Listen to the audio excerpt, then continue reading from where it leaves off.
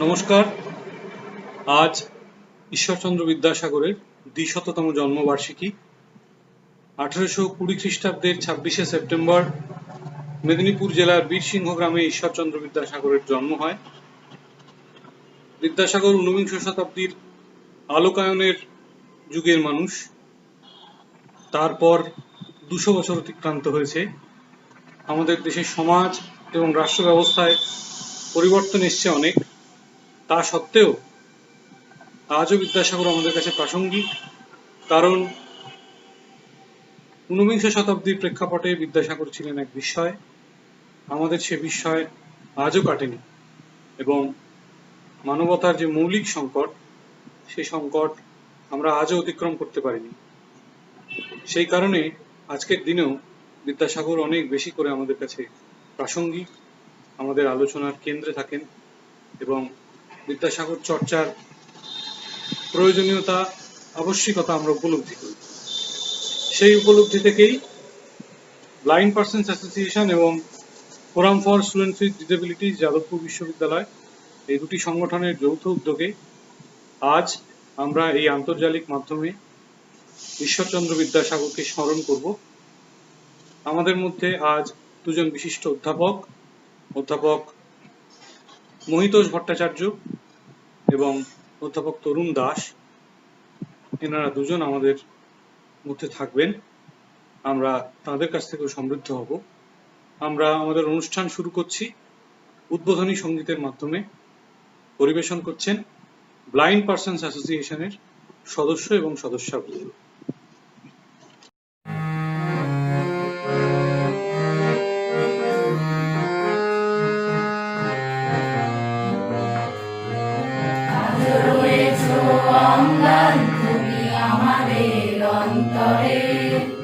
বিদ্যাসাগর তুমি, তব চিন্তায় বলিয়ান মোরা ধন্য ভারত ভূমি। বিদ্যাসাগর তুমি, আজ রয়েছ অম্লান তুমি আমাদের অন্তরে। বিদ্যাসাগর তুমি, তব চিন্তায় বলিয়ান মোরা ধন্য ভারত ভূমি। বিদ্যাসাগর তুমি, বেদান্ত সাংখ্য যত ভাবাদি দর্শন, ভ্রান্ত বলিয়া ইহাদের তুমি করিয়াছ নিরূপণ।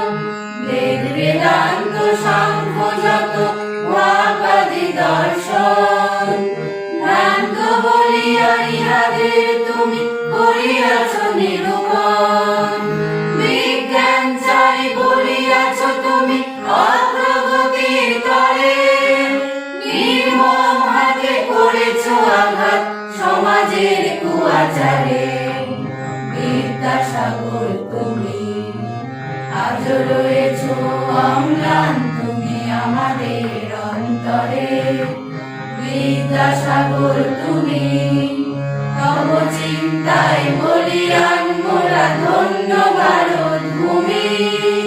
বিদ্যাসাগর তুমি, বাল্য বিবাহ রোধিতে তুমি করেছ জীবনপণ। বিধবা বিবাহ প্রচলন করে সয়েছ নির্যাতন। বাল্য বিবাহ রোধিতে তুমি করেছ জীবনপণ। বিধবা বিবাহ প্রচলন করে সয়েছ নির্যাতন। তবুও তুমি সত্যের ধ্বজা ফেলোনি নিমেষ স্তরে। আমাদের রাজপথের নিশানা গহীন অন্ধকারে। তোমারে আমরা নমি, আজ রয়েছ অম্লান তুমি আমাদের অন্তরে। বিদ্যাসাগর তুমি, তব চিন্তায় বলিয়ান মোরা ধন্য ভারত ভূমি। বিদ্যাসাগর তুমি, বিদ্যাসাগর তুমি, বিদ্যাসাগর তুমি। উদ্বোধন সঙ্গীতের মাধ্যমে আজকের এই অনুষ্ঠানের সূচনা হলো। এবার ব্লাইন্ড পার্সনস অ্যাসোসিয়েশনের পক্ষ থেকে শ্রী নন্দকুমার ধর আজকের এই অনুষ্ঠানের স্বাগত ভাষণ দেবেন। শ্রী নন্দকুমার ধর। নমস্কার। আজ পণ্ডিত ঈশ্বরচন্দ্র বিদ্যাসাগর তার 201তম জন্মদিন অর্থাৎ 200তম জন্মবার্ষিকী উপলক্ষে আমরা ব্লাইন্ড পার্সনস অ্যাসোসিয়েশন এবং forum for students with disabilities এই দুটো সংগঠনের পক্ষ থেকে যৌথভাবে অনলাইনে তাকে স্মরণ করে একটি আলোচনা আয়োজন করেছি। আপনারা জানেন যে পণ্ডিত ঈশ্বরচন্দ্র বিদ্যাসাগর ভারতবর্ষের নবজাগরণের শ্রেষ্ঠ মানব সন্তান, যার পরিচয় দিতে গিয়ে রবীন্দ্রনাথ ঠাকুর বলেছেন যে তাকে আমরা তার অক্ষয় মনুষ্যত্ব এবং অজেয় পৌরুষ এই দুটো যদি আমরা অনুসরণ করতে পারি তাহলেই তাকে প্রকৃত স্মরণ করা হয়। আমরা বিদ্যাসাগরকে স্মরণ করতে গিয়ে যদি তার সংস্কারগুলো দেখি, তিনি কি কি করেছেন, তাহলে তাকে আমরা স্মরণ করতে পারবো না। মানবতাবাদের অন্যতম শ্রেষ্ঠ মানুষ ছিলেন তিনি। ধর্মীয় সংস্কার মুক্ত কুপমণ্ডুক সমাজ ব্যবস্থার বিরুদ্ধে একমাত্র প্রতিবাদী চরিত্র তখনকার দিনে, আজ থেকে 200 বছর আগে, এই একজন মানুষকেই ভারতবর্ষে দেখা যায়, যিনি সমস্ত প্রকার সংস্কার মুক্ত হয়ে ধর্মীয় গোড়ামি কুপমণ্ডুক সমাজের সমস্ত ধরনের আচার অনুষ্ঠানের বাইরে এসে মানুষের জয়গান গেয়েছেন, মানুষের শ্রেষ্ঠত্বের প্রচার করেছেন। তার নিজের কথায় তিনি বলেছেন যে এ দেশের মানুষের জন্য নতুন পুরাতন জমি থেকে 7 পুরু মাটি তুলে দিয়ে নতুন মানুষের চাষ করতে হবে, তাহলেই এই দেশটা উদ্ধার পাবে। সেই মানুষকে স্মরণ করে আজকে আমরা দুটি সংগঠনের পক্ষ থেকে একটি অনুষ্ঠানের আয়োজন করেছি। আজ আমরা দুজন বিশিষ্ট অধ্যাপকের কাছ থেকে আমাদের কর্তব্য কি এবং তিনি কি কাজ করেছেন, তার কাজের মধ্যে দিয়ে তার কোন কোন গুণাবলী আমরা অনুসরণ করে তাকে অর্জন করে বর্তমানে যে সামাজিক যে অবক্ষয়, মূল্যবোধের যে ধ্বংস, তার বিরুদ্ধে কোন কোন কর্তব্য আমাদের করা উচিত সেটা আমরা শুনব। বিশিষ্ট অধ্যাপক মহিতোষ ভট্টাচার্য মহাশয় এবং অধ্যাপক তরুণ দাস তারা আজ আমাদের শোনাবেন। সেই সঙ্গে আরও কয়েকটি কবিতা এবং গান আমরা শুনব। শুনে আমরা ভবিষ্যতে, বিশেষ করে আজকের দিনে যে মানুষের মূল্য সব থেকে কমে গিয়েছে, সেই মানুষের মূল্য বৃদ্ধির জন্য, মানুষকে সত্যকার মানুষ হয়ে ওঠার জন্য যে সংগ্রাম, সেই সংগ্রাম কিভাবে করতে হয় সেই পথ আমরা তাদের কাছ থেকে শুনে সেটা অনুসরণ করে এগিয়ে চলার চেষ্টা করব। তো সেই কারণেই আজকে আমরা এখানে সমবেত হয়েছি। আমরা তাদের কাছ থেকে শুনে আগামী দিনে আসুন শপথ গ্রহণ করি যে বিদ্যাসাগরকে স্মরণ করা নয়, তার কাজের ধারাবাহিকতায় আরও উন্নততর সমাজের আকাঙ্ক্ষা যে আমাদের রয়েছে, সেই আকাঙ্ক্ষা পূরণের জন্য আমরা কাজ করি।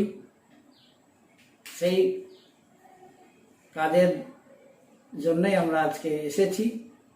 এইটুকু বলেই আমি আমার বক্তব্য এখানেই শেষ করছি। ধন্যবাদ নন্দদা। এবার আমরা আমাদের এই অনুষ্ঠানের মূল অংশে প্রবেশ করব বিদ্যাসাগরের সংক্ষিপ্ত জীবনপঞ্জি পাঠের মাধ্যমে। পাঠ করবে শালিনী শ। শালিনী যাদবপুর বিশ্ববিদ্যালয়ের ইংরেজি বিভাগের ছাত্রী এবং forum for students with disabilities এর একজন সদস্যা। শালিনী ইংরেজিতে বিদ্যাসাগরের সংক্ষিপ্ত জীবনী পাঠ করবে। The life sketch of Ishwarchandra Vidyasagar by Shalini Shaw. Ishwarchandra Vidyasagar, the man with progressive and political orientations and the father of Bengali prose, was not only a prominent figure of the Bengali Renaissance but also an eminent campaigner for the Hindu Widow Remarriage Act. He was fearless in raising his voice against the wrong and whimsical decisions.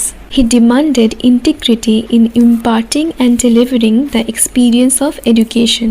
Ishwarchandra Vidyasagar was born on 26 September 1820 in Virsingha village in the Ghatal subdivision of Midnapur district, currently situated in West Bengal. He received the title of Vidyasagar from Sanskrit College, from where he graduated when he was only 21 years old. The title Vidyasagar, Ocean of Knowledge, was given to him due to his vast knowledge in almost all the subjects. Poet Michael Madhusudan Dotto, while writing about him, said, "The genius and wisdom of an ancestor and sage, the energy of an Englishman, and the heart of a Bengali mother." There was abject poverty, but more than that, there was aspiration to gain knowledge. Gas lamp could not be afforded at home, but that did not discourage Vidyasagar from studying, and he used to sit beneath the street lamps with books in his hands. This urge was and still is profound to have an ambition for bringing a revolution. To quote Vidyasagar, education does not only mean learning, reading, writing, arithmetic, but it should also provide comprehensive education in geography, geometry, literature, natural philosophy, moral philosophy, physiology, political economy, etc. is very much necessary. We want teachers who knows both Bengali and English languages and are free from religious prejudices. He was rewarded with a number of scholarships for his academic performances.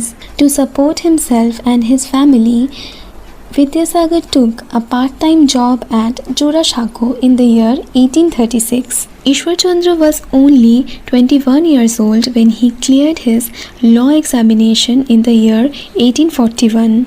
Ishwarchandra joined Fort William College as the head of the Sanskrit department. After 5 years, he left Fort William College and joined Sanskrit College as the assistant secretary. In the first year of service, Ishwarchandra recommended a number of changes to the existing education system. This report resulted into a serious feud between Ishwarchandra and college secretary Rasamai Datta.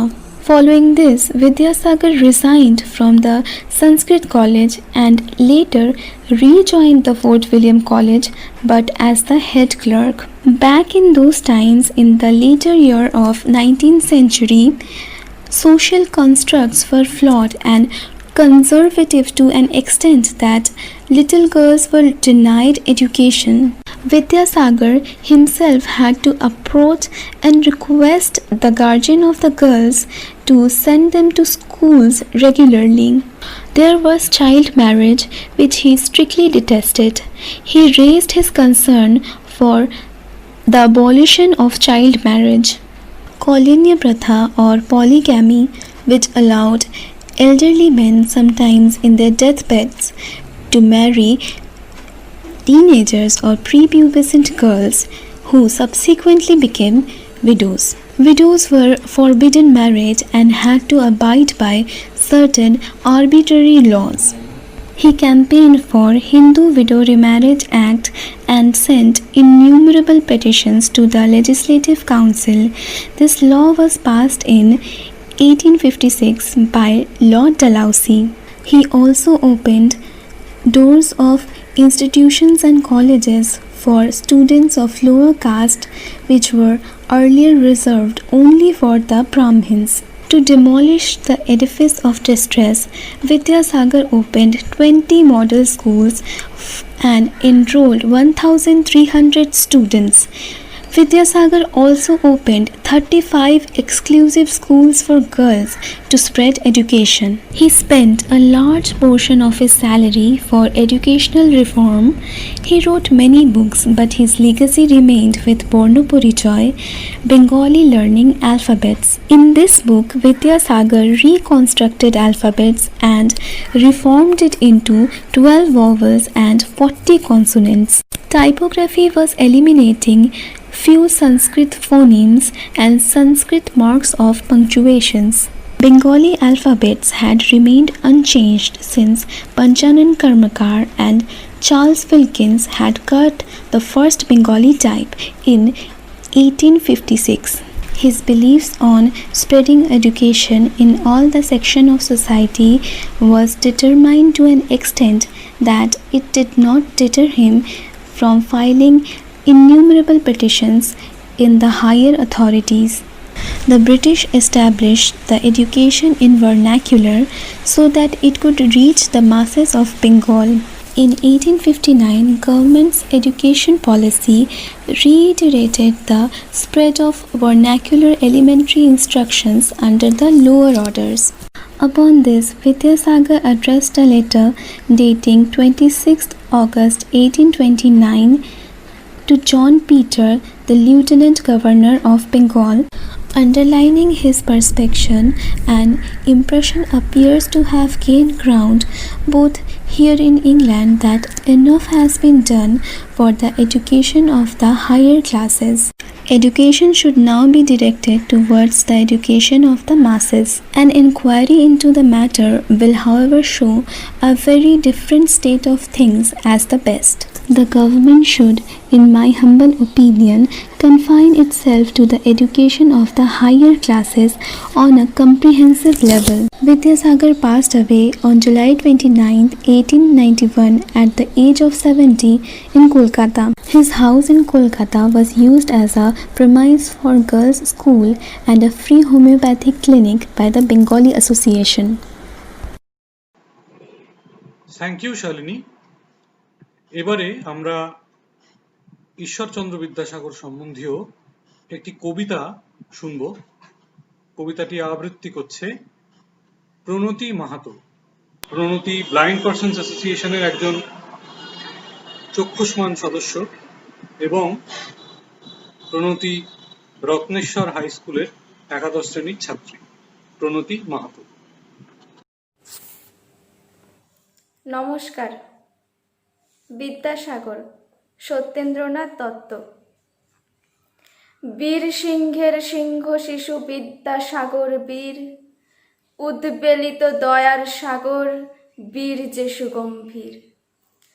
সাগরে যে অগ্নি থাকে কল্পনা সে নয়, তোমায় দেখে অবিশ্বাসীর হয়েছে প্রত্যয়। নিঃস্ব হয়ে বিশ্বে এলে দয়ার অবতার, কোথাও তবু নোয়াওনি শির জীবনে একবার। সৌম্য মূর্তি তেজের স্ফূর্তি চিত্ত চমৎকার, নামলে একা মাথায় নিয়ে মায়ের আশীর্বাদ, করলে পূরণ অনাথ আতুর অকিঞ্চনের স্বাদ। অভাজনে অন্ন দিয়ে বিদ্যা দিয়ে আর, অদৃষ্টের ব্যর্থ তুমি করলে বারংবার। 20 বছরে তোমার অভাব পূরল না কোহায়, 20 বছরের পুরানো শোক নূতন আজও প্রায়। তাই তো আজি অশ্রুধারা ঝরে নিরন্তর, কীর্তি ঘন মূর্তি তোমার জাগে প্রাণের পর। স্মরণ চিহ্ন রাখতে পারি শক্তি তেমন নাই, প্রাণ প্রতিষ্ঠা নাই যাতে সে মূলত নাহি চাই। মানুষ খুঁজি তোমার মতো একটি তেমন লোক, স্মরণ চিহ্ন মূর্ত যেজন ভুলিয়ে দেবে শোক। রিক্ত হাতে করবে যেজন যোগ্য বিশ্বজিৎ, রাত্রে স্বপন চিন্তা দিনে দেশের দশের হিত। বিঘ্ন বাধা তুচ্ছ করে লক্ষ্য রেখে স্থির, তোমার মতন ধন্য হবে চায় সে এমন বীর। তেমন মানুষ না পাই যদি খুঁজব তবে হায়, ধুলায় ধূসর বাঁকা চটি ছিল যা ওই পায়। সেই যে চটি উচ্চে যাহা উঠত এক একবার, শিক্ষা দিতে অহংকৃতে শিষ্ট ব্যবহার। সেই যে চটি দেশি চটি বুটের বাড়া ধন, খুঁজব তারে আনব তারে এই আমাদের পণ। সোনার পিঁড়েই রাখব তারে থাকব প্রতীক্ষায়, আনন্দহীন বঙ্গভূমির বিপুল নন্দিকায়। রাখব তারে স্বদেশ প্রীতির নূতন ভিতের পর, নজর কারো লাগবে নাকো অটুট হবে ঘর। উঁচিয়ে মোরা রাখব তারে উচ্চে সবাকার, বিদ্যাসাগর বিমুখ হতো অমর্যাদায় যার। শাস্ত্রে যারা শস্ত্র করে হৃদয়ে বিদারণ, তর্ক যাদের অর্ক ফলার তুমুল আন্দোলন। বিচার যাদের যুক্তিবিহীন অক্ষরে নির্ভর, সাগরের এই চটি তারা দেখুক নিরন্তর। দেখুক এবং স্মরণ করুক সব্যসাচীর রণ, স্মরণ করুক বিধবাদের দুঃখ মোচনপণ। স্মরণ করুক পাণ্ডারূপী গুণ্ডাদিকের হার, বাপমা বিনা দেবতা সাগর মানেই না কোয়ার। অদ্বিতীয় বিদ্যাসাগর মৃত্যু বিজয় নাম, ওই নামে হায় লোভ করেছে অনেক ব্যর্থ কাম। নামের সঙ্গে যুক্ত আছে জীবনব্যাপী কাজ, কাজ দেবে না নামটি নেবে এ কি বিষম লাজ। বাংলাদেশের দেশি মানুষ বিদ্যাসাগর বীর, বীর সিংহের সিংহ শিশু বীর যে সুগম্ভীর। সাগরে যে অগ্নি থাকে কল্পনা সে নয়, চক্ষে দেখে অবিশ্বাসীর হয়েছে প্রত্যয়। নমস্কার। প্রণতিকে তার কবিতার জন্য অসংখ্য ধন্যবাদ। আজ আমাদের এই অনুষ্ঠানে আমাদের মধ্যে আছেন অধ্যাপক তরুণ দাস। তরুণদা আমাদের সকলের অত্যন্ত প্রিয় মানুষ। তরুণদা আলোচনা করবেন বিদ্যাসাগর প্রসঙ্গে। এবার আলোচক অধ্যাপক তরুণ দাস। বিদ্যাসাগরের ধর্মচিন্তা আলোচনা প্রসঙ্গে একথা আমাদের স্মরণ করতে হবে যে কোন সেই পটভূমি যার উপর বিদ্যাসাগরের ধর্মচিন্তা বিস্তৃত হয়েছিল। ভারতীয় নবজাগরণের উষা লগ্নে রাজা রামমোহন রায়ের আবির্ভাব। রাজা রামমোহন রায়ের সময়ে দেশের সর্বত্র সেই নবজাগরণের আলো ছড়িয়ে পড়েনি। সবেমাত্র উষাকাল, সেই উষাকালে রাজা রামমোহন যে ধর্মচিন্তার আলোয় এদেশের মাটিতে নবজাগরণ এনেছিল, ইউরোপের মাটিতে সেই সময়ে নবজাগরণ যথেষ্ট পরিপক্ক।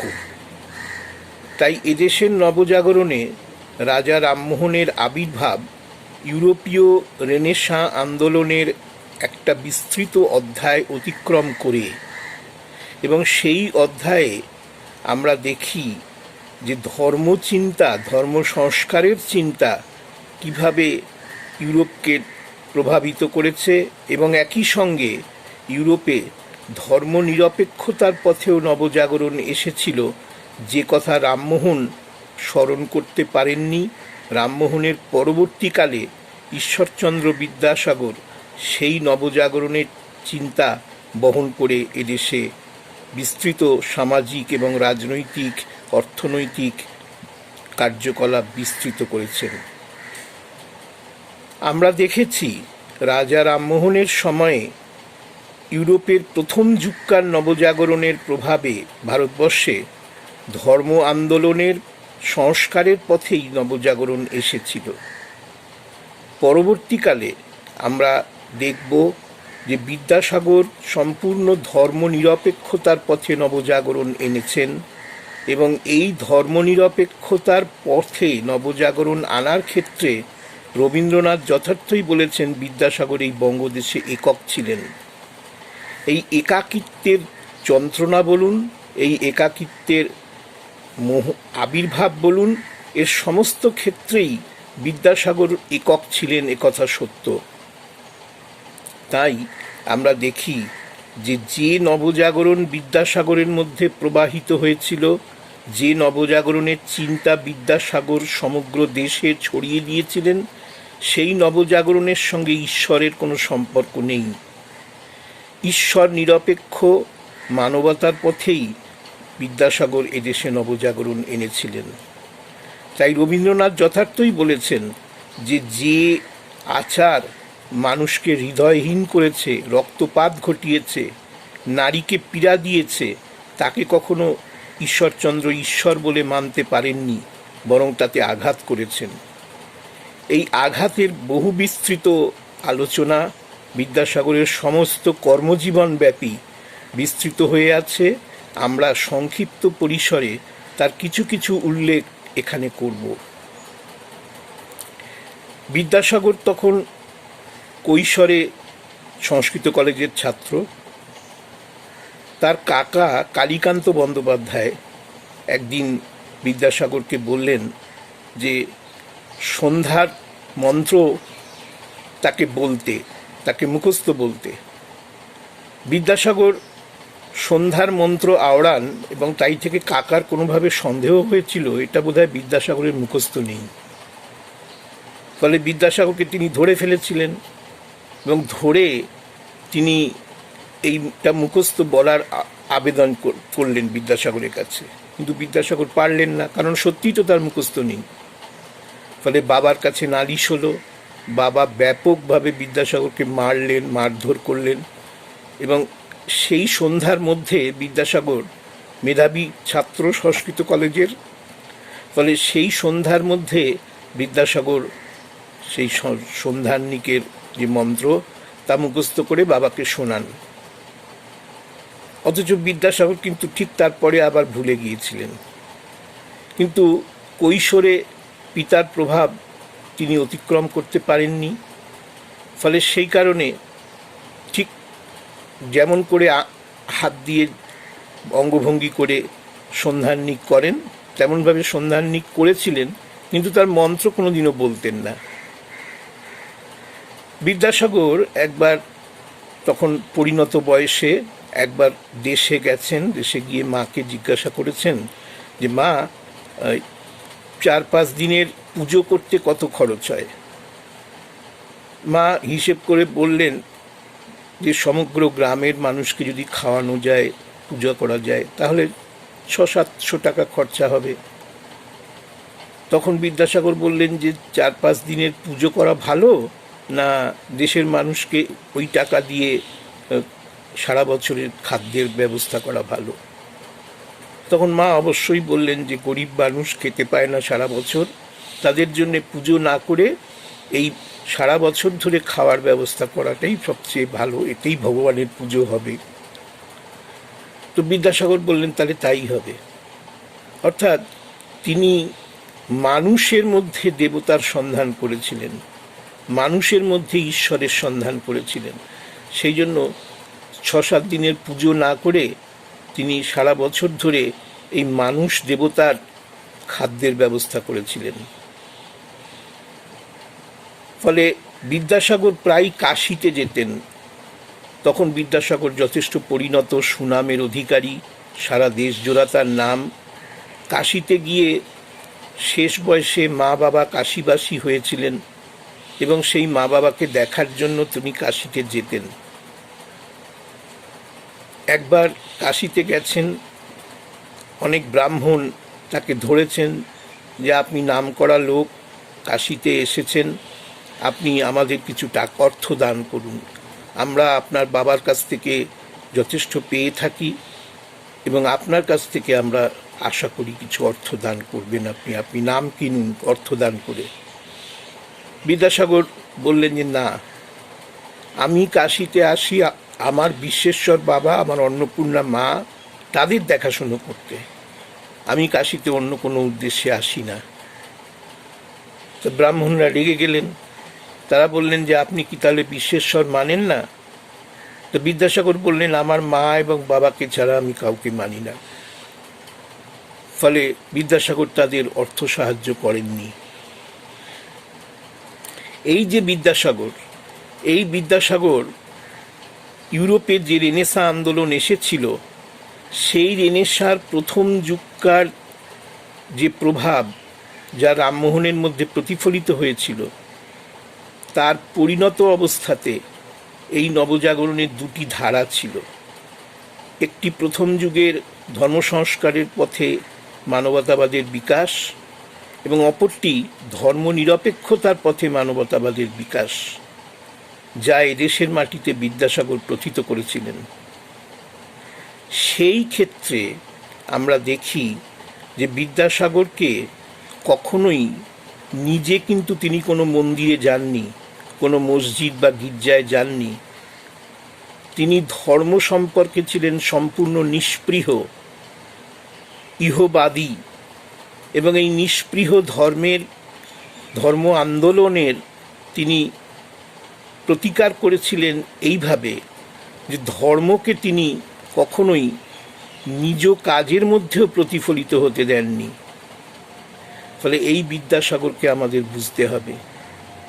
আমরা দেখেছি যে বিভিন্ন ক্ষেত্রে তার যে কার্যকলাপ, সেখানে ধর্মের কোনো প্রভাব ছিল না। স্যার লরেন্স নামক একটা স্টিমারে একবার দুর্ঘটনা ঘটল, 700-800 লোক প্রায় মারা গেল। বিদ্যাসাগর অত্যন্ত দুঃখ পেয়েছিলেন এই ঘটনায়। তাই দুঃখে তিনি বললেন যে কই, জগতের যে একজন মালিক আছে তা বুঝি, কিন্তু সেই মালিক কি আমাদের থেকেও কি সে অক্ষম? সে এই এতগুলো মানুষ মারা গেল, সে তো তার কোনো প্রতিকার করল না। একবার আমরা দেখেছি যে বিদ্যাসাগর, কলকাতায় খুব তর্ক বিতর্ক হচ্ছে ধর্ম নিয়ে, কিছু লোক বিদ্যাসাগরের কাছে এলেন, এসে বললেন যে ধর্ম সম্পর্কে চারিদিকে হুলুস তুলুস পড়ে গেছে, আপনি একটা কিছু না করলেই নয়। বিদ্যাসাগর তাদের বললেন যে ধর্ম কি তাহা ইহজীবনে জানা যায় না এবং মানব জীবনের পরিপ্রেক্ষিতে, বর্তমান পরিপ্রেক্ষিতে তাহা জানবার কোনো প্রয়োজন নেই। এই ছিলেন বিদ্যাসাগর। একবার ইতিহাসে তিনি শুনেছেন যে চেঙ্গিস খাঁ ভারত আক্রমণ করতে গিয়ে প্রায় লক্ষাধিক বন্দীকে বন্দি করেছিলেন। তার সেনাপতি এসে চেঙ্গিস খাঁকে জিজ্ঞেস করল যে এই বন্দীদের আমি কি করব এখন? এদেরকে রাখলে এদেরকে খাওয়া দাওয়া দিতে হবে, সে সামর্থ্য চেঙ্গিস খান নেই। আর এদেরকে যদি মেরে ফেলি, তাহলেও এদেরকে যদি ছেড়ে দিই, তাহলে আবার এরা সাম্রাজ্যের বিপদ ঘটাবে। তখন চেঙ্গিস খাঁ বললেন সবাইকে বধ করো। তো বিদ্যাসাগর এই উদাহরণ দিয়ে বলেছেন যে আমরা না হয় কারুণিক নই, কিন্তু ঈশ্বর যে পরম কারুণিক, সে তো এর কোনো প্রতিকার করতে পারল না। এমনি করে ঈশ্বর বুঝিয়েছেন নানানভাবে যে ঈশ্বরের আদৌ কোনো অস্তিত্ব নেই। সেই ঈশ্বরচন্দ্র বিদ্যাসাগর তার শিক্ষা সংস্কারে, বিধবা বিবাহের প্রবর্তনের ক্ষেত্রে, নারী নির্যাতনের বিরুদ্ধে যে প্রতিরোধ আন্দোলন করেছেন সারা জীবন ধরে, এবং বিধবা বিবাহকে বলেছেন নিজের জীবনের সর্বাপেক্ষা সৎকর্ম, সেই বিধবা বিবাহ তথা নারী নির্যাতন এর প্রতিকার তিনি করেছেন কিন্তু এই পার্থিব মানবতাবাদী দৃষ্টিভঙ্গিকেই হাতিয়ার করে। তাই আজ আমরা যখন দেখি যে বিদ্যাসাগরকে দেশের মানুষ করুণার সাগর, দয়ার সাগর ইত্যাদি বলছেন, তখন একথা আজ আমরা ভুলে যেতে পারি না যে বিদ্যাসাগরের এই যে চিন্তা, করুণার সাগর, করুণার চিন্তা, এর মূলে কিন্তু রয়েছে পার্থিব মানবতাবাদ, যার সঙ্গে এদেশের বেশিরভাগ মানুষ পরিচিত নন। এদেশের মানুষের মধ্যে এই পার্থিব মানবতাবাদী চিন্তার প্রচলন ঘটিয়ে বিদ্যাসাগর দেখালেন যে ধর্ম নয়, ধর্ম সংস্কারের পথে, মানবতাবাদ, উন্নত মানবতাবাদের পথেই এদেশে এসেছে নবজাগরণ। ফলে বিদ্যাসাগরের যদি শিক্ষা চিন্তাকে আমরা বিশ্লেষণ করি, তাহলে দেখব বর্ণপরিচয় প্রথম ভাগ, দ্বিতীয় ভাগে তিনি যে সমস্ত চরিত্রের অবতারণা করিয়েছেন, সেই সমস্ত চরিত্রের মধ্যে অবশ্যই কোনো ধর্মের প্রভাবান্বিত হতে দেননি সেই চরিত্রগুলোকে। বিদ্যাসাগর কখনোই বলেননি যে নবীন ভট্টাচার্য, অথবা কখনোই বলেননি যে ভুবন অধিকারী, ভুবন সান্যাল, এরকম কখনো কোনো পদবীর পরিচয় আপনারা বিদ্যাসাগরের প্রথম ভাগ দ্বিতীয় ভাগে পাবেন না। বিদ্যাসাগর এদেরকে পদবী মুক্তই রাখতে চেয়েছেন, কারণ জাত, ধর্ম, বর্ণে তিনি বিশ্বাস করতেন না। মানুষের মর্যাদা মনুষ্যত্বের ভিত্তিতে, এই ছিল বিদ্যাসাগরের বিশ্বাস। এবং তিনি দেখিয়েছেন যে কোনো পাপ পুণ্যের বিনিময়ে নয়, এই চরিত্রগুলোর যেমনভাবে তিনি এঁকেছেন, তাতে এই যে বিদ্যাসাগরের যে চেতনা, সেই চেতনায় তিনি দেখিয়েছেন যে মিথ্যা কথা বলা বড় পাপ, একথা তিনি কখনোই বলেননি। মিথ্যা কথা বলা বড় দোষ, একথা তিনি বলেছেন। ফলে তিনি দেখাচ্ছেন যে বোধোদয় নামক একটা তার বই ছিল, এই বইটা সে যুগে সরকারি সাহায্যপ্রাপ্ত বিদ্যালয়ে এবং মিশনারিদের স্কুলে সর্বত্র ব্যাপকভাবে গৃহীত হয়েছিল পাঠ্য বই হিসেবে। এবং বইয়ের মধ্যে এত সুন্দরভাবে এই মানব জীবন, বিবর্তন ইত্যাদি সম্পর্কে বিদ্যাসাগর যা বলেছিলেন, তা অবশ্যই এই পাঠ্য বইটাকে খুব উপযুক্ত করে তুলেছিল।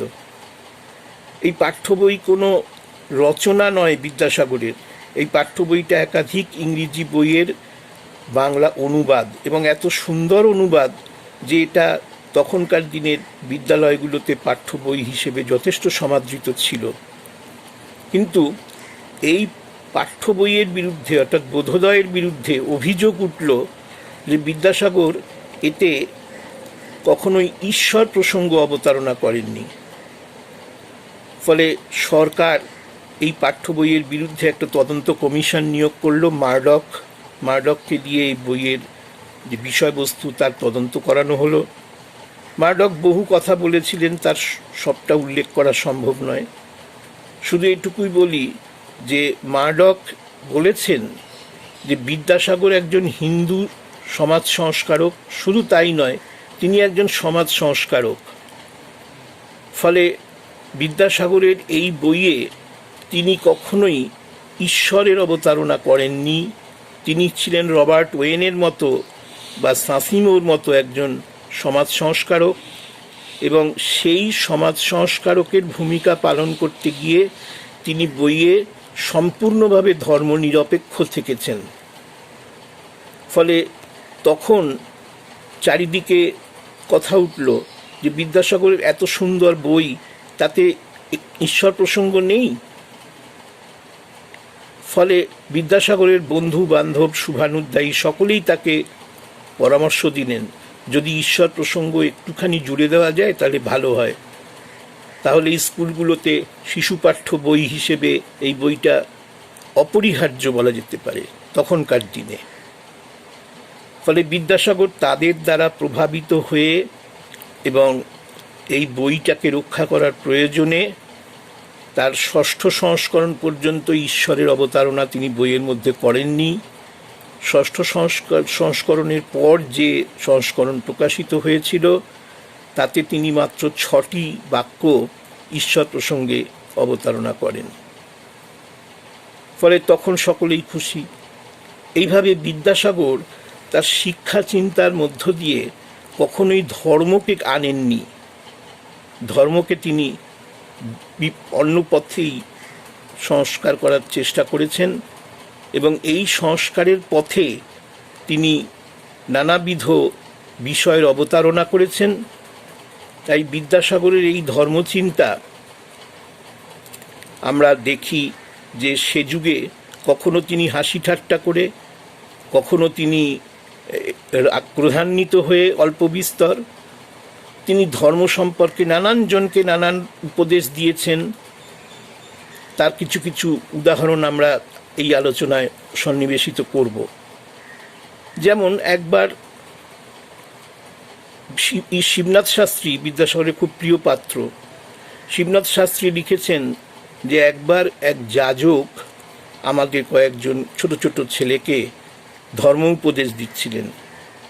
বিদ্যাসাগর তা দেখে ভাবলেন যে যাজককে নিস্পৃহ করা দরকার। তখন তিনি বললেন যে ওদেরকে আপনি কি ধর্মচিন্তার উপদেশ দিচ্ছেন, আমার কাছে আসুন, আমি তো 3 কাল গিয়ে 1 কালে ঠেকেছে, আর কিছুদিন পর মারা যাব, তা আমাকে ধর্ম বোঝান। তখন যাজক বলল, হ্যাঁ। যাজক খুব খুশি হলো, বলল হ্যাঁ ঠিকই তো, এই লোকটাকে ধর্ম বোঝানো দরকার। সে বিদ্যাসাগরকে ধর্ম বোঝাতে শুরু করলো এবং বিদ্যাসাগর একের পর এক তাকে প্রশ্ন করতে লাগলো। প্রশ্ন যে বাণে জর্জরিত হয়ে সেই আপনার যে যাজক সে বিরক্ত হয়ে বিদ্যাসাগরকে বলল, তোমার নরকেও স্থান হবে না। বিদ্যাসাগর একবার কলকাতাতে তখন শশীভূষণ তর্কচূড়ামণি, এই তর্কচূড়ামণি কলকাতায় এসেছেন হিন্দু ধর্ম পুনরুদ্ধারের জন্য। তো তিনি বিদ্যাসাগরের কাছে গেলেন। বিদ্যাসাগর তাকে বললেন, আপনি কোথায় হিন্দু ধর্মের শিক্ষা পেয়েছেন? সে বলল, কাশীতে। তো বিদ্যাসাগর বললেন যে কি আপনার অভিমত ধর্ম সম্পর্কে? সে নানান রকমের কথা বিদ্যাসাগরকে বোঝাতে লাগলো। বিদ্যাসাগর যে নিজেও কিছুটা হিন্দু দর্শন পড়েছেন সে কথা তাকে বললেন এবং বললেন যে আমি যখন হিন্দু দর্শনের ছাত্র ছিলাম তখন আমার শিক্ষক আমাকে জিজ্ঞেস করতেন যে কি বিদ্যাসাগর বুঝেছ? তা বিদ্যাসাগর বলতেন যে হ্যাঁ, আপনিও যেমন বুঝেছেন আমিও তেমন বুঝেছি, পড়িয়ে যাচ্ছেন পড়িয়ে যান। ফলে এই ছিল বিদ্যাসাগরের ধর্মচিন্তা। তিনি কাউকে ধর্ম সম্পর্কে উপদেশও দেননি, আবার ধর্ম নিয়ে কেউ যদি কার্যকলাপ করে থাকেন, ধর্মের প্রভাবে প্রভাবিত হয়ে তিনি কিছু অনুষ্ঠান করেন, প্রতিষ্ঠান গড়েন, তাতেও বিদ্যাসাগর আপত্তি করেননি। বিদ্যাসাগর ধর্ম সম্পর্কে সম্পূর্ণ উদারপন্থী ছিলেন। তার সংস্কৃত কলেজে একবার একটি ছেলে তার সঙ্গে দেখা করতে এলো যে তার বাবা মাসিক যে টাকা তাকে দিত পড়াশুনোর খরচা চালাবার জন্য তা বন্ধ করে দিল, কারণ ছেলেটি ব্রাহ্ম হয়েছে। ফলে বিদ্যাসাগর তাকে বললেন যে দেখো বাবা, আমি তো ব্রাহ্ম সম্পর্কেও কিছু জানি না আর তোমার বাবাকেও চিনি না, ফলে তুমি নিজের বিচারে যদি ব্রাহ্ম হওয়াটাই স্থির করে থাকো তবে ঠিকই করেছো। তো তোমার লেখাপড়া যখন বন্ধ হয়ে গেছে তখন মাসে 10টা টাকা করে আমার কাছ থেকে নিয়ে যেও, সেই খরচায় তুমি লেখাপড়া করো। ফলে এইটাই ছিলেন বিদ্যাসাগর। বিদ্যাসাগর কখনোই কারো ধর্ম বিষয়ে হস্তক্ষেপ করেননি, আবার ধর্ম নিয়ে যদি কেউ চলে তাকেও তিনি ধর্মপথ থেকে সরিয়ে আনার ব্যবস্থাও করেননি। বিদ্যাসাগর সারা জীবন কোনো মন্দিরে যাননি, মসজিদে যাননি, গির্জায় যাননি। সারা জীবন এককভাবে থেকেছেন মাথা উঁচু করে, যা বিদ্যাসাগর সম্পর্কে আজ বহু গবেষক দেখেছেন যে বিদ্যাসাগরকে কখনো ধর্মের পথে আনার জন্যে কেউ চেষ্টা করে সফল হয়নি।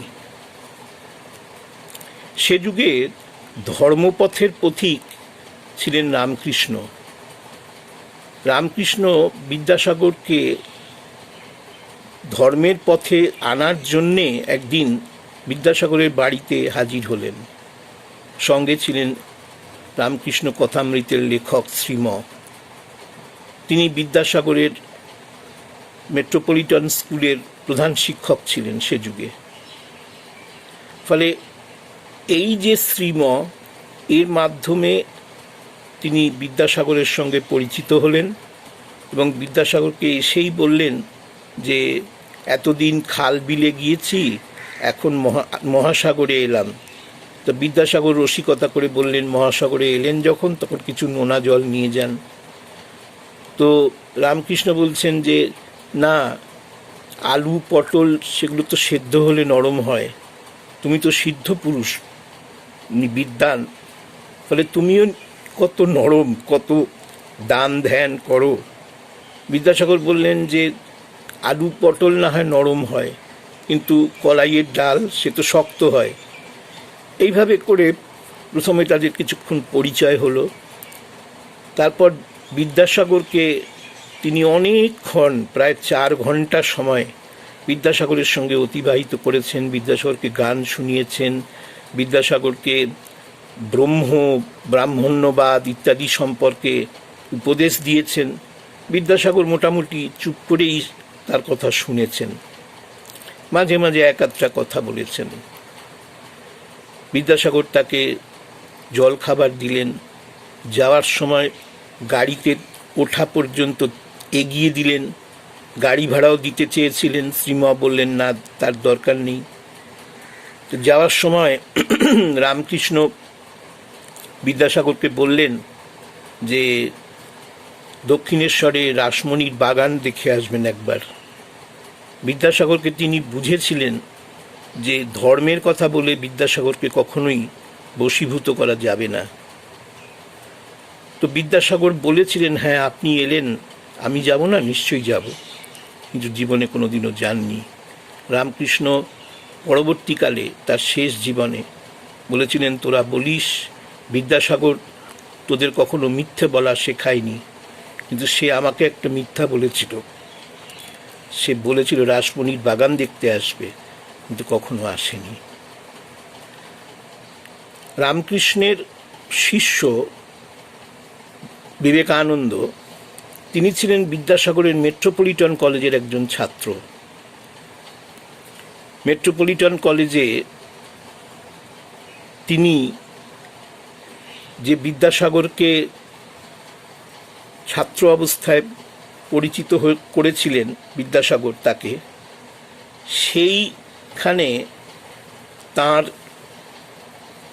বিদ্যাসাগরের ব্যক্তিত্ব সম্পর্কে পরিচয় হয়েছে। এবং এই যে বিলে ছোট ছেলে স্কুলে পড়তো তখন, মেট্রোপলিটন স্কুলে, এই মেট্রোপলিটন স্কুলে বিলেকে একবার শিক্ষকরা প্রহার করেছিলেন, কিন্তু বিদ্যাসাগর পরবর্তীকালে সেই শিক্ষককে ডেকে বললেন ছাত্রদেরকে কখনো প্রহার না করতে। পরবর্তীকালে কর্মজীবনে বিবেকানন্দ কিছুদিনের জন্য বিদ্যাসাগরের স্কুলেও কার্য করেছিলেন, চাকরি নিয়েছিলেন, খুব অল্প সময়ের জন্য। ফলে বিদ্যাসাগর সম্পর্কে মোটামুটি একটা পরিচয় তার ছিল, কিন্তু বিদ্যাসাগরের চিন্তা ভাবনা সম্পর্কে বিবেকানন্দ যা পরিচয় পেয়েছিলেন তাতে কিন্তু তিনি সেই চিন্তা ভাবনা গ্রহণ করতে পারেননি।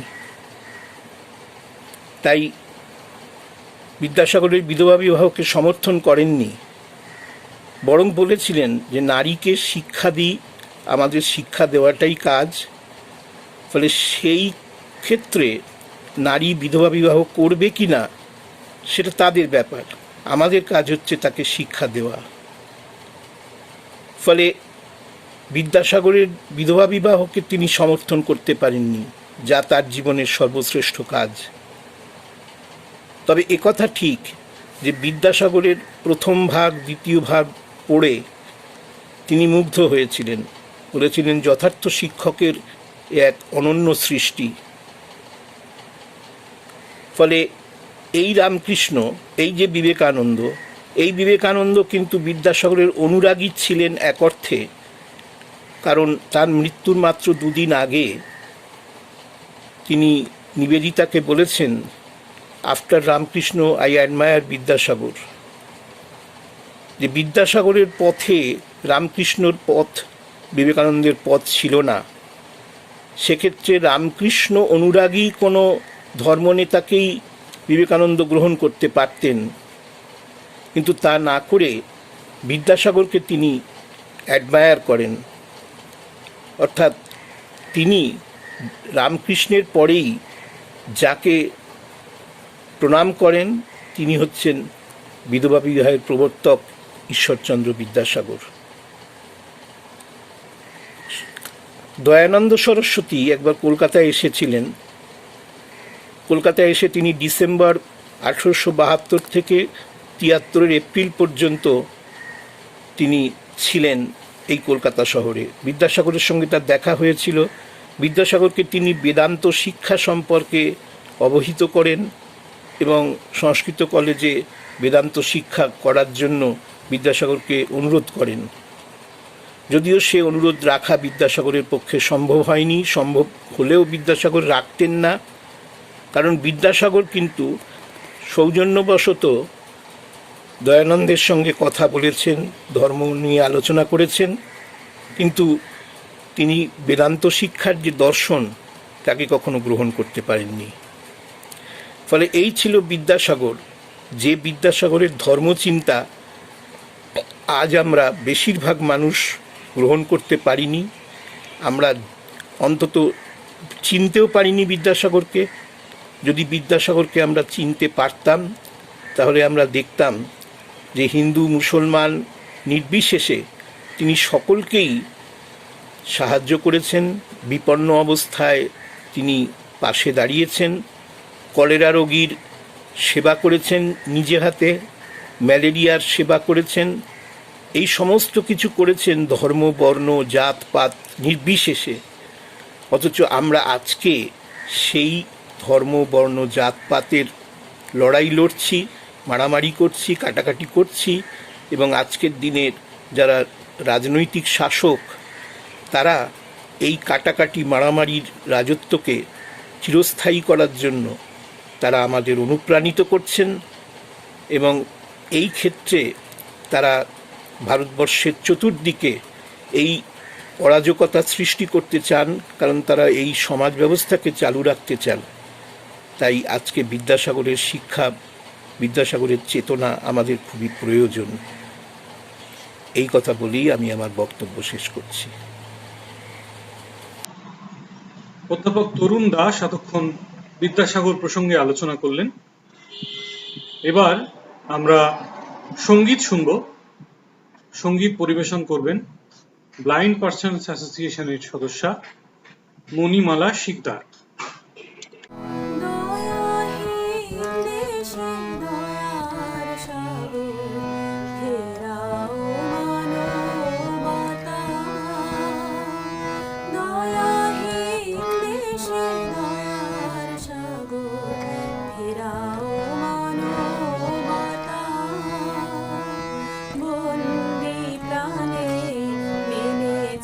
হৃদয় স্বার্থের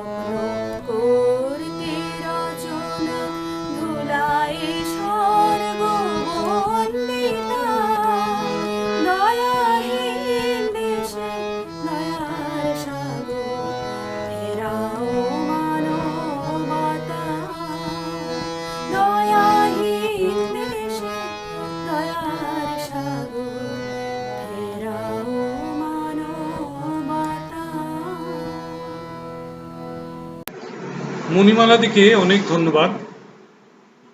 এবার আমরা আরেকটি বক্তৃতা শুনব। আমরা জানি যে বিদ্যাসাগর তার জীবনে যুক্তি এবং বিজ্ঞান মনস্কতার পরিচয় দিয়েছেন, যুক্তির চর্চা করেছেন।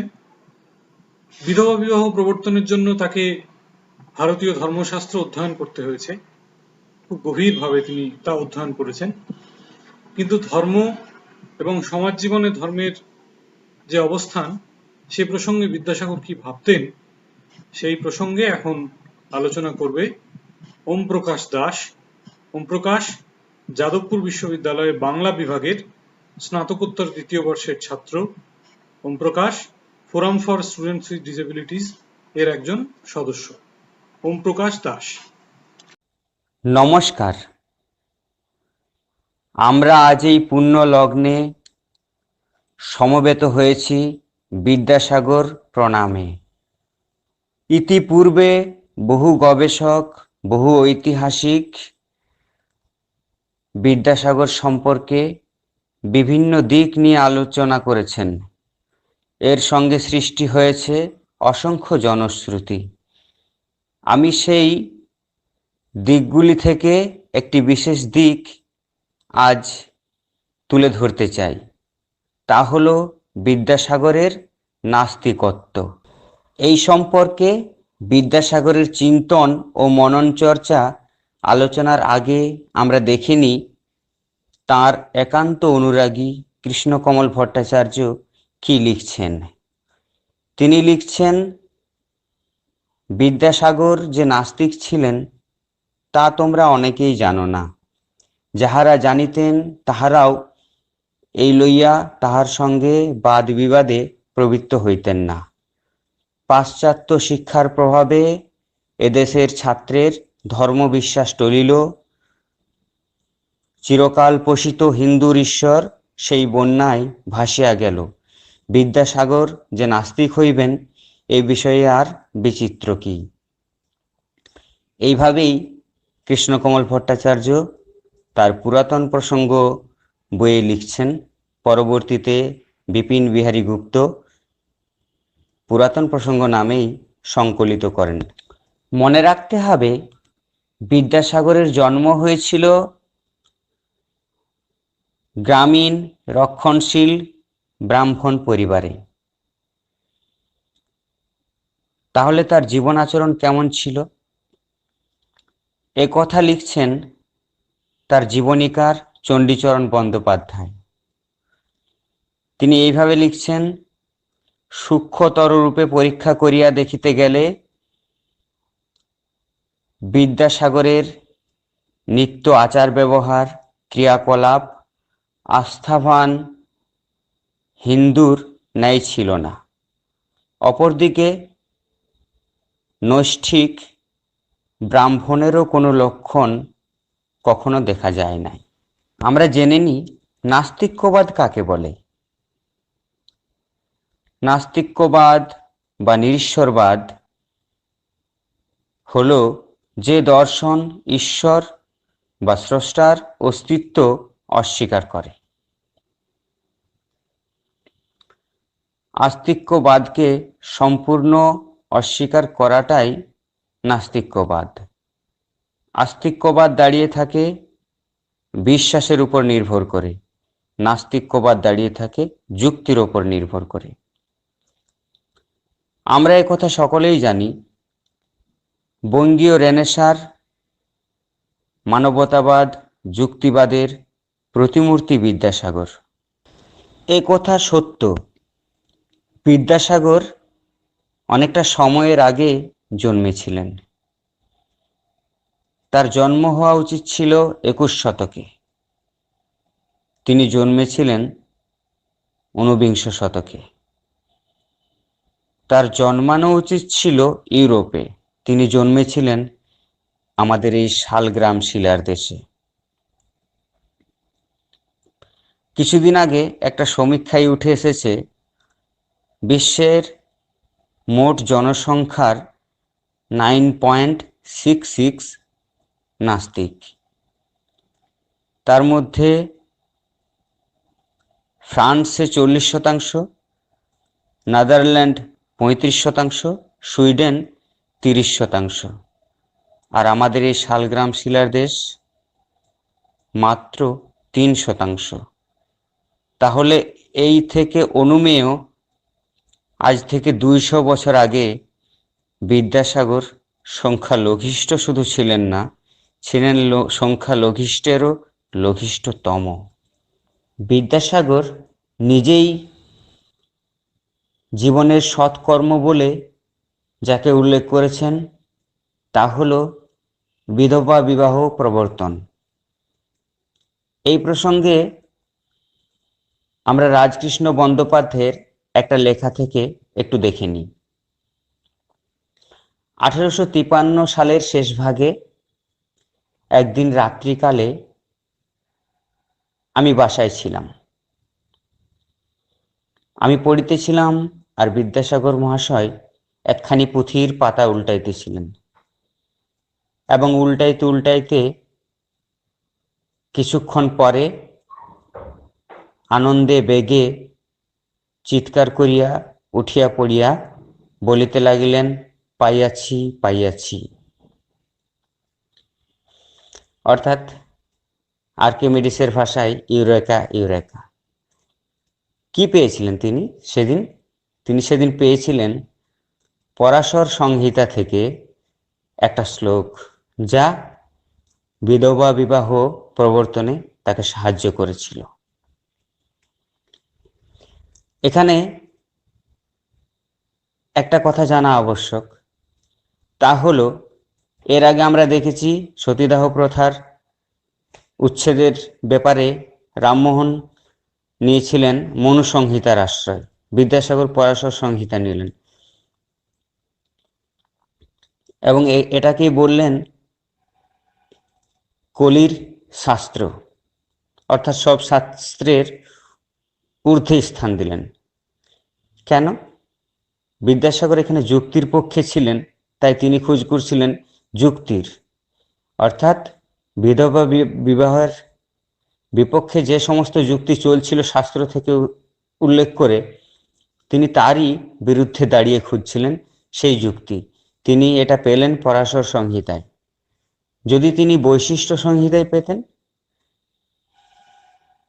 যদি তিনি এটা আর যে কোনো সংহিতায় পেতেন, তিনি তাই বলতেন, কারণ তিনি ধর্মের খোঁজ তো করেননি, তিনি খোঁজ করেছিলেন যুক্তির। তাকে লড়াইয়ে সাহায্য করবে যে যুক্তি, যে সংহিতা থেকে পাওয়া যাবে, তিনি তাকেই বলবেন কলির শাস্ত্র। তিনি দেখেছিলেন নারীদের সেই অসহনীয় অবস্থা, যা মৃত্যুর চেয়েও আরো বেশি শাস্তিযোগ্য, তাই তার বিরুদ্ধে দাঁড়িয়ে তিনি এই লড়াই করেছিলেন। এখানে কোনো ধর্মীয় মুগ্ধতা, কোনো শাস্ত্র অনুরাগী হিসেবে তিনি এই সংহিতা পড়েননি। তাই বলা যায় বিদ্যাসাগরের শাস্ত্রপাঠ শাস্ত্র মুগ্ধতা নয়, শাস্ত্রকে নতুন করে নির্মাণ করা, প্রশ্ন করা। 19 শতকে যে দুটো ধারা তৈরি হলো তা হলো একদিকে ভাববাদ, অপরদিকে যুক্তিবাদ।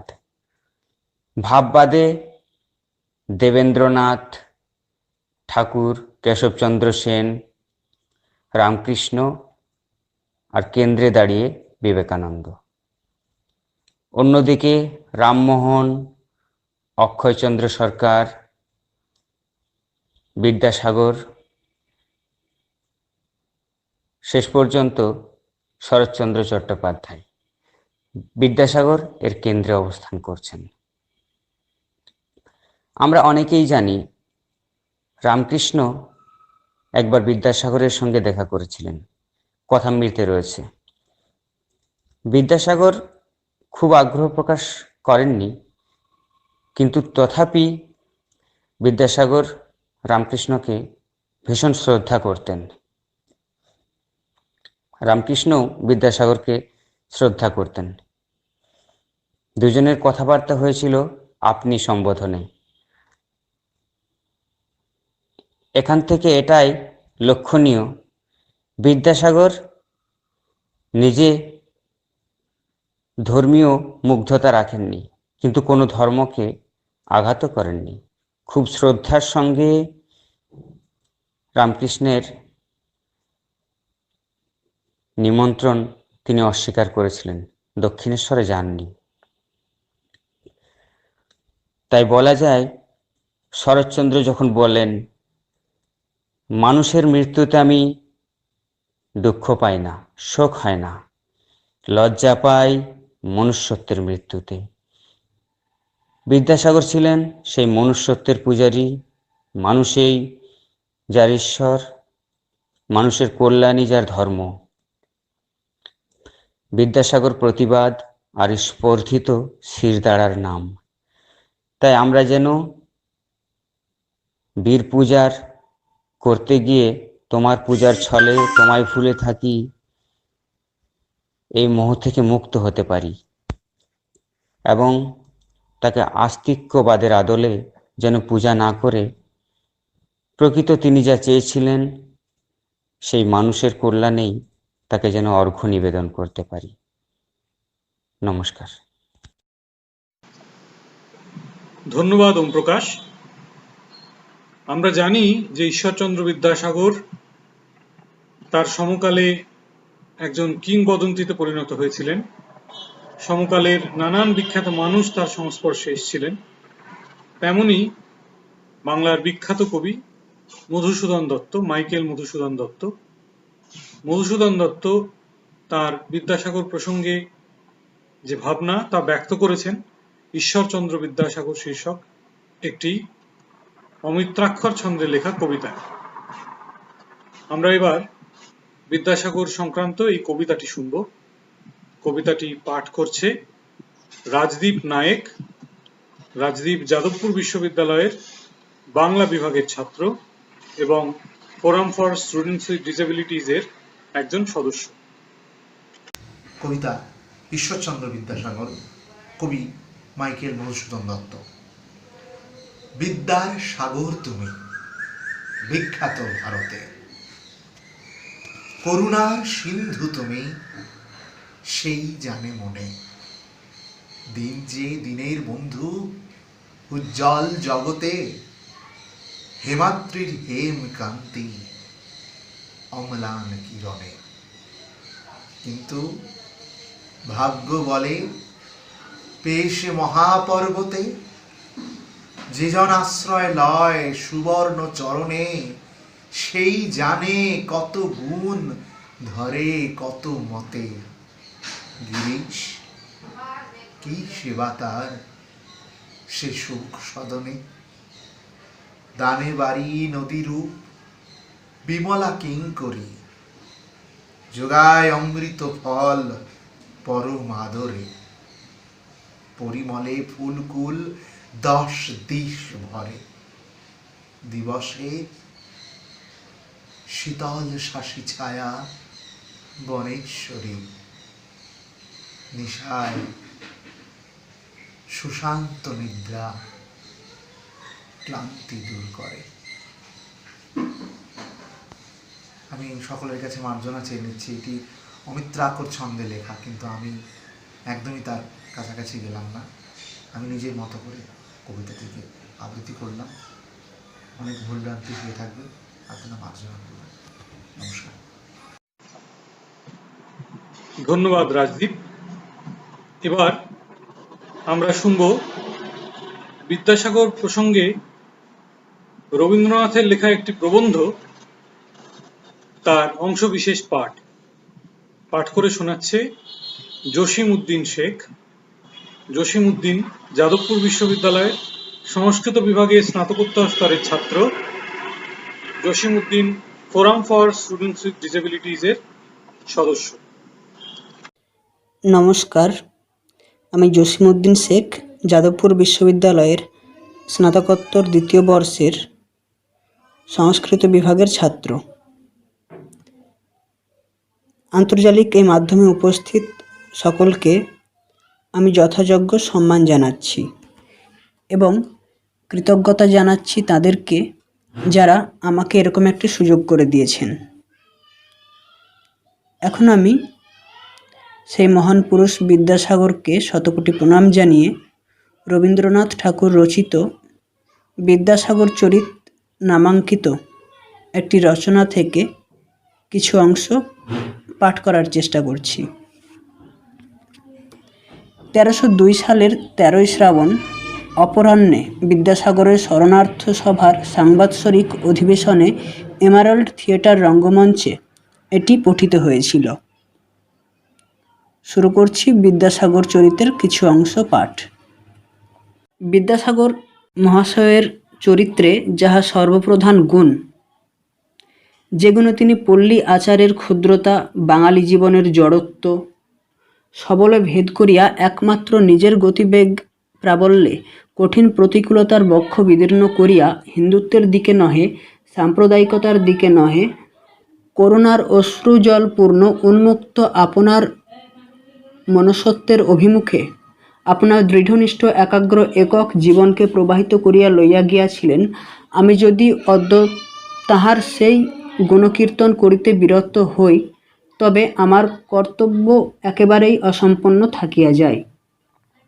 কারণ বিদ্যাসাগরের জীবন বৃত্তান্ত আলোচনা করিয়া দেখিলে এই কথাটি বারংবার মনে উদয় হয় যে তিনি যে বাঙালি বড়লোক ছিলেন তাহা নহে, তিনি যে রীতিমতো হিন্দু ছিলেন তাহাও নহে, তিনি তাহা অপেক্ষাও অনেক বেশি বড় ছিলেন। তিনি যথার্থ মানুষ ছিলেন। বিদ্যাসাগরের জীবনীতে এই অনন্য সুলভ মনুষ্যত্বের প্রাচুর্যই সর্বোচ্চ গৌরবের বিষয়।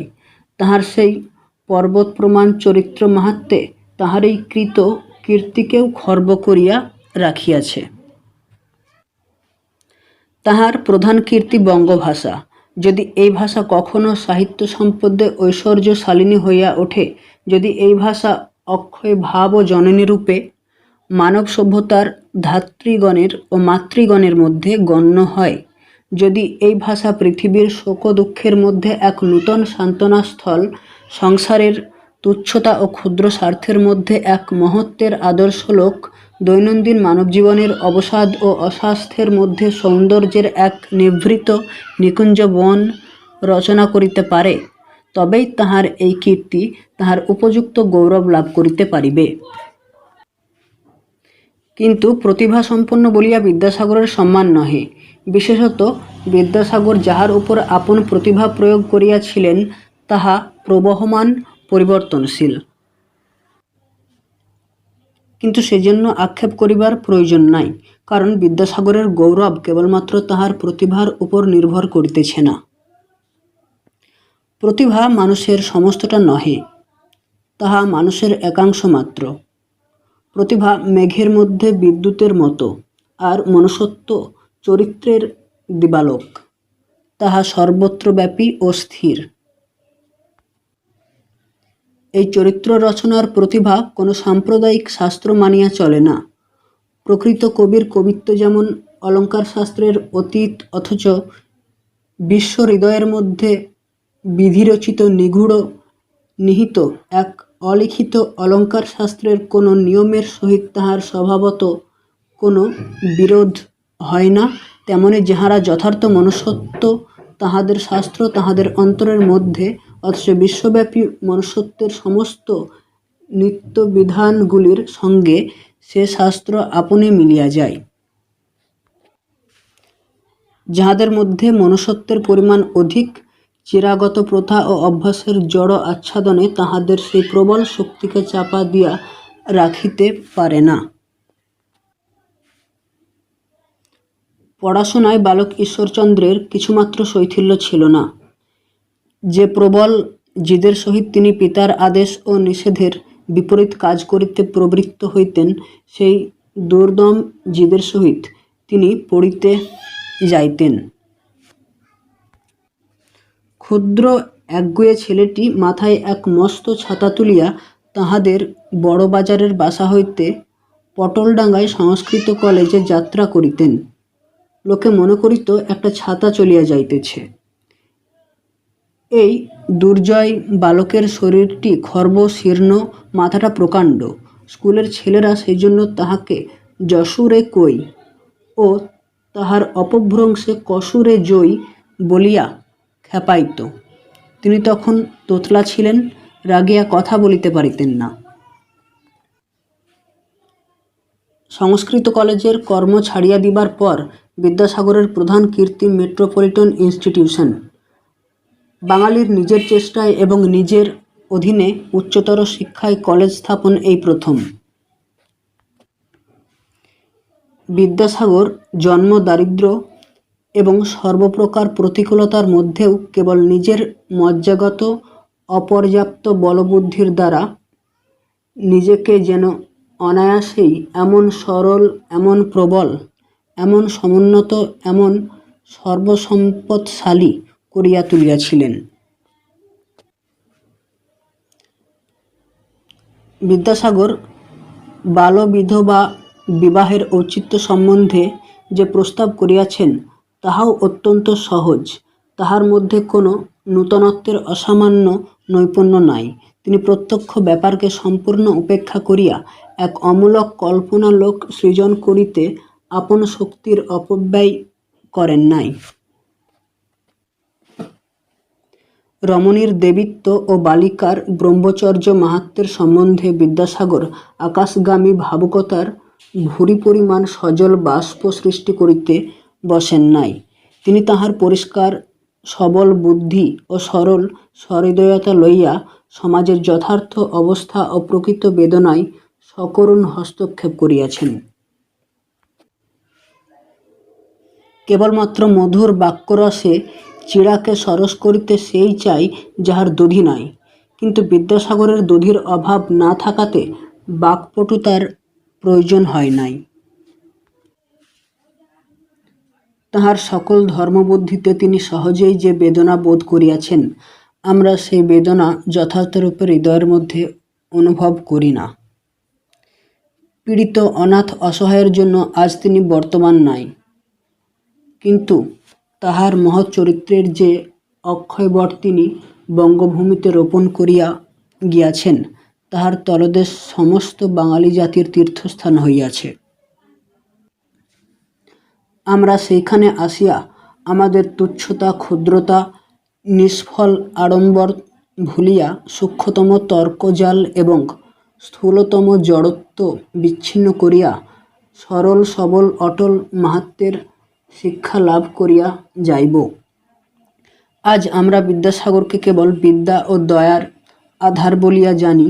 এই বৃহৎ পৃথিবীর সংস্রবে আসিয়া যতই আমরা মানুষ হইয়া উঠিব, যতই আমরা পুরুষের মতো দুর্গম বিস্তীর্ণ কর্মক্ষেত্রে অগ্রসর হইতে থাকিব, বিচিত্র শৌর্য বীর্য মহত্বের সহিত যতই আমাদের প্রত্যক্ষ সন্নিহিতভাবে পরিচয় হইবে, ততই আমরা নিজের অন্তরের মধ্যে অনুভব করিতে থাকিব যে দয়া নহে, বিদ্যা নহে, ঈশ্বরচন্দ্র বিদ্যাসাগরের চরিত্রে প্রধান গৌরব তাহার অজেয় পৌরুষ, তাহার অক্ষয় মনুষ্যত্ব।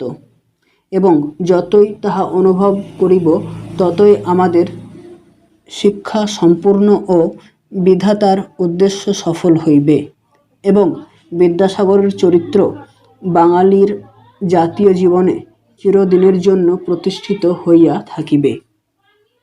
নমস্কার। জসিমউদ্দিনকে অনেক ধন্যবাদ। জসিমউদ্দিন একটা অত্যন্ত সুন্দর অংশ আমাদেরকে পাঠ করে শোনালো। আমরা আমাদের আজকের অনুষ্ঠানে আমাদের মধ্যে পেয়েছি অধ্যাপক শ্রী মহিতোষ ভট্টাচার্য মহাশয়কে। মহিতোষ বাবু আমাদের অনেকেরই মাস্টারমশাই। স্যার আমাদেরকে সময় দিয়েছেন, স্যারকে আবারও আমরা স্বাগত জানাই, অনেক ধন্যবাদ জানাই। স্যার আলোচনা করবেন ঈশ্বরচন্দ্র বিদ্যাসাগরের শিক্ষা সংস্কার ও শিক্ষা ভাবনা প্রসঙ্গে। অধ্যাপক মহিতোষ ভট্টাচার্য। নমস্কার। Forum for students with disability এবং ব্লাইন্ড পারসনস অ্যাসোসিয়েশন বিপিএ এদের যৌথ উদ্যোগে আজকের এই সেমিনার, এই আলোচনা চক্রে আলোচ্য বিষয় হচ্ছে বিদ্যাসাগরের দ্বিশত জন্মশতবর্ষ স্মরণ করে তার জীবনের কর্মকাণ্ডের নানান দিক কিভাবে আজকে আমাদের সমাজ জীবনে অত্যন্ত গুরুত্বপূর্ণ হতে পারে, বা কিভাবে আজকেও আমাদের সমাজ জীবনে আমাদেরকে সমাজের নানান যে সংকট দেখা দিচ্ছে সেই সমস্যা সমাধানের ক্ষেত্রে পথ দেখাতে পারে। সেই জন্য আজকের আলোচনা চক্র। এই আলোচনা চক্রে আমাকে বলেছেন উদ্যোক্তারা যে আমি বিদ্যাসাগরের শিক্ষা সংস্কার এবং তার তাৎপর্য কতখানি এই সমাজে তা নিয়ে আলোচনা করতে উদ্যোক্তাদেরকে এইরকম একটি সামাজিক বিপর্যয় এবং অতি মহামারীর সময় যে উদ্যোগ নিয়েছেন তার জন্য তাকে ধন্যবাদ, এবং আমাকে এই আলোচনার সুযোগ করে দিয়েছেন এই জন্য ধন্যবাদ। বিদ্যাসাগরের সমগ্র জীবনই হচ্ছে আমাদের কাছে শেখার বিষয় হয়ে রয়েছে, এবং তিনি আজও আমাদের সামনে নীরবে উপস্থিত হয়ে রয়েছেন। আমাদের জীবনে পথ দেখানো তার একটা অত্যন্ত গুরুত্বপূর্ণ বিষয় হয়ে রয়েছে আমাদের কাছে। শিক্ষা সংস্কারের ক্ষেত্রে তার কোথায় কি ভূমিকা ছিল সেগুলো আলোচনা করতে গেলে মূলত তার শিক্ষা বিষয়ের দিকটিকে যদি আমরা ধরি তাহলে তার একটা অধ্যায় রয়েছে। এছাড়া তার গোটা জীবনটি আমাদের কাছে শিক্ষার, এবং গোটা জীবনের প্রায় প্রতিটি পর্যায়ে তিনি শিক্ষার সম্পর্কে কি অবদান রেখেছেন তার বিষয় রয়েছে। শিক্ষা সম্পর্কে তার উদ্দেশ্যের বিষয়টা যদি আমাদেরকে বিশ্লেষণ করে দেখতে হয়, আমরা মূলত তার জীবনের দুটো ভাগকে যদি দেখি, একটা হলো তার নিজের শিক্ষা অর্জন পরবর্তীকালে শিক্ষা জীবনকে কিভাবে প্রভাবিত করেছিল সেটি একটি দিক। আরেকটি দিক হলো তার কর্মজীবন 1841 সাল থেকে একেবারে জীবনের শেষ দিন পর্যন্ত, এবং তার মধ্যে সংস্কৃত কলেজের অধ্যক্ষ হিসেবে কাজ করে শেষ অধ্যায় পর্যন্ত, অর্থাৎ 1858 পর্যন্ত। এই যে দুটো ভাগ, সে দুভাগে দেখা যেতে পারে। আমরা যেভাবেই দেখি আসলে তিনি শিক্ষা প্রতিষ্ঠানে যখন কর্মরত ছিলেন, কিভাবে শিক্ষা প্রতিষ্ঠানে কর্মরত থেকে সেই যুগে দাঁড়িয়ে কিভাবে শিক্ষা সংস্কারের উদ্যোগ নিয়েছিলেন সেই বিষয়টি আমাদের দেখতে হবে, এবং তাকে ভিত্তি করে আমাদের বিষয়গুলো ভেবে নিতে হবে। তার কর্মকাণ্ডের, শিক্ষা জীবনের কর্মকাণ্ডের ক্ষেত্রে মূলত যে বিষয়, যে অধ্যায়টি হলো সেটা হলো সংস্কৃত কলেজের অধ্যায়, আবার সংস্কৃত কলেজের শিক্ষা ব্যবস্থার পরিবর্তন, আর আরেকটি দিক হলো সংস্কৃত কলেজে থাকাকালীন সারা দেশে শিক্ষার বিকাশের ক্ষেত্রে তিনি কি ভূমিকা নিয়েছিলেন সেই একটি দিক। মূলত এই দুটো দিকের মধ্যেই তার ভাবনা চিন্তার দৃষ্টিভঙ্গি আমরা স্পষ্ট হতে পারি। তিনি সংস্কৃত কলেজের থেকে যখন পাশ করে গিয়ে ফোর্ট উইলিয়াম কলেজে যখন যুক্ত হলেন, তখনই ধরে নিতে পারি তার শিক্ষা চিন্তার বিকাশ, অর্থাৎ তিনি যে জ্ঞান অর্জন করেছিলেন, পাণ্ডিত্য অর্জন করেছিলেন, তাকে সক্রিয়ভাবে কিভাবে শিক্ষা দানের ক্ষেত্রে বা শিক্ষাদান পদ্ধতি গড়ে তোলার ক্ষেত্রে, প্রতিষ্ঠা গড়ে ওঠার ক্ষেত্রে কিভাবে কাজে লাগতে পারে সেগুলোকে বিশ্লেষণ করে দেখাতে যেতে পারে। 1841 থেকে 1846 পর্যন্ত এই অধ্যায়ে তিনি শিক্ষা দান করেছিলেন ফোর্ট উইলিয়াম কলেজের বিদেশি ছাত্রছাত্রীদের। সেখানে কিভাবে বাংলা শেখাতে হবে, সংস্কৃত শেখাতে হবে, কিভাবে তাদের শেখানোর জন্য পাঠ্য বিষয়বস্তু নির্বাচন করতে হবে, এইটা শিখিয়েছিলেন। আরেকটা জিনিস ঘটেছিল তার জীবনে, সেটা হচ্ছে ফোর্ট উইলিয়াম কলেজে থাকাকালীন পূর্বে ইংরেজির যতটুকু শিক্ষা ছিল তার সঙ্গে বিদেশি ছাত্রছাত্রীদের পরিচয় হওয়ার ফলে সেই ইংরেজি শিক্ষা আরেকটুভাবে পরিণতি লাভ করে, এবং তার মধ্য দিয়ে তিনি পাশ্চাত্যের জ্ঞান জগতের সঙ্গে পরিচিত হয়ে পড়েন। অর্থাৎ প্রাচ্য ও পাশ্চাত্যের জ্ঞান যত তার সঙ্গে বিষয় সম্পর্কে তার যখন পারস্পরিক যোগাযোগ গড়ে উঠছে, তার শিক্ষা সম্পর্কে নতুন নতুন ধারণা গড়ে উঠছে, এবং সে ধারণাটা আমাদের প্রথাগত প্রাচ্য ব্যবস্থা থেকে বেরিয়ে এসে নতুন পাশ্চাত্য চিন্তার মধ্যে তিনি আসলে প্রভাবিত হচ্ছেন এবং তারই মধ্যে আবর্তিত হচ্ছেন, এবং ফোর্ট উইলিয়াম কলেজের যে ব্যবস্থা তার সঙ্গে তিনি আবর্তিত হচ্ছেন।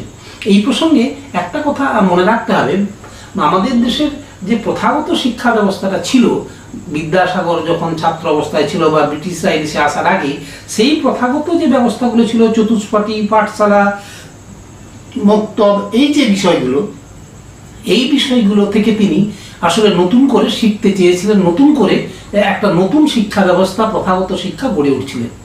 বিদেশিরা এদেশে যখন এসে পৌঁছলেন তখন এখানকার যে প্রথাগত শিক্ষা ছিল সেই প্রথাগত শিক্ষাগুলো ভেঙে পড়ল, এবং সেগুলোকে বাদ দিয়ে নতুন প্রথাগত শিক্ষা গড়ে উঠলো। এবং বিদেশিদের এই নতুন প্রথাগত শিক্ষা গড়ে ওঠার ক্ষেত্রে সংস্কৃত কলেজ, কলকাতা মাদ্রাসা আর ফোর্ট উইলিয়াম কলেজ, এই তিনটি ছিল মুখ্য প্রতিষ্ঠান তৎকালীন সময়ে বিদেশিদের আমলে নতুন করে প্রথাগত শিক্ষা গড়ে ওঠা। সেই প্রথাগত শিক্ষা প্রতিষ্ঠান গড়ে ওঠার কতগুলো দিক ছিল। একটা হলো, একটা নতুন করে যখন এদেশে প্রথাগত শিক্ষা গড়ে উঠছে, সেখানে এই প্রাতিষ্ঠানিক ব্যবস্থাটা কিভাবে পরিচালিত হবে তার একটা দিক রয়েছে, এবং সেই প্রাতিষ্ঠানিক ব্যবস্থার সঙ্গে সঙ্গে পাঠ্য বিষয়বস্তু কি হবে সেটার একটা গুরুত্বপূর্ণ বিষয় রয়েছে। পাঠ্য বিষয়বস্তু যখন নির্বাচিত হবে, পাঠ্য পুস্তক কোথায় পাওয়া যাবে, অর্থাৎ কারিকুলাম পঠন পাঠনের জন্য, সেটার একটা বিষয় রয়েছে। আরেকটি দিক রয়েছে শিক্ষণ পদ্ধতি, কিভাবে শেখানো হবে। আরেকটি দিক রয়েছে, যদি আমরা প্রথাগত শিক্ষার মধ্যে দেখি, শিক্ষক, যথার্থ শিক্ষক আমরা কিভাবে পাবো এবং যারা শিক্ষা দেবে তাদের শিক্ষা কিভাবে গড়ে উঠবে সে বিষয়টা রয়েছে। ছাত্রছাত্রী কারা হবেন সে শিক্ষা ব্যবস্থায়।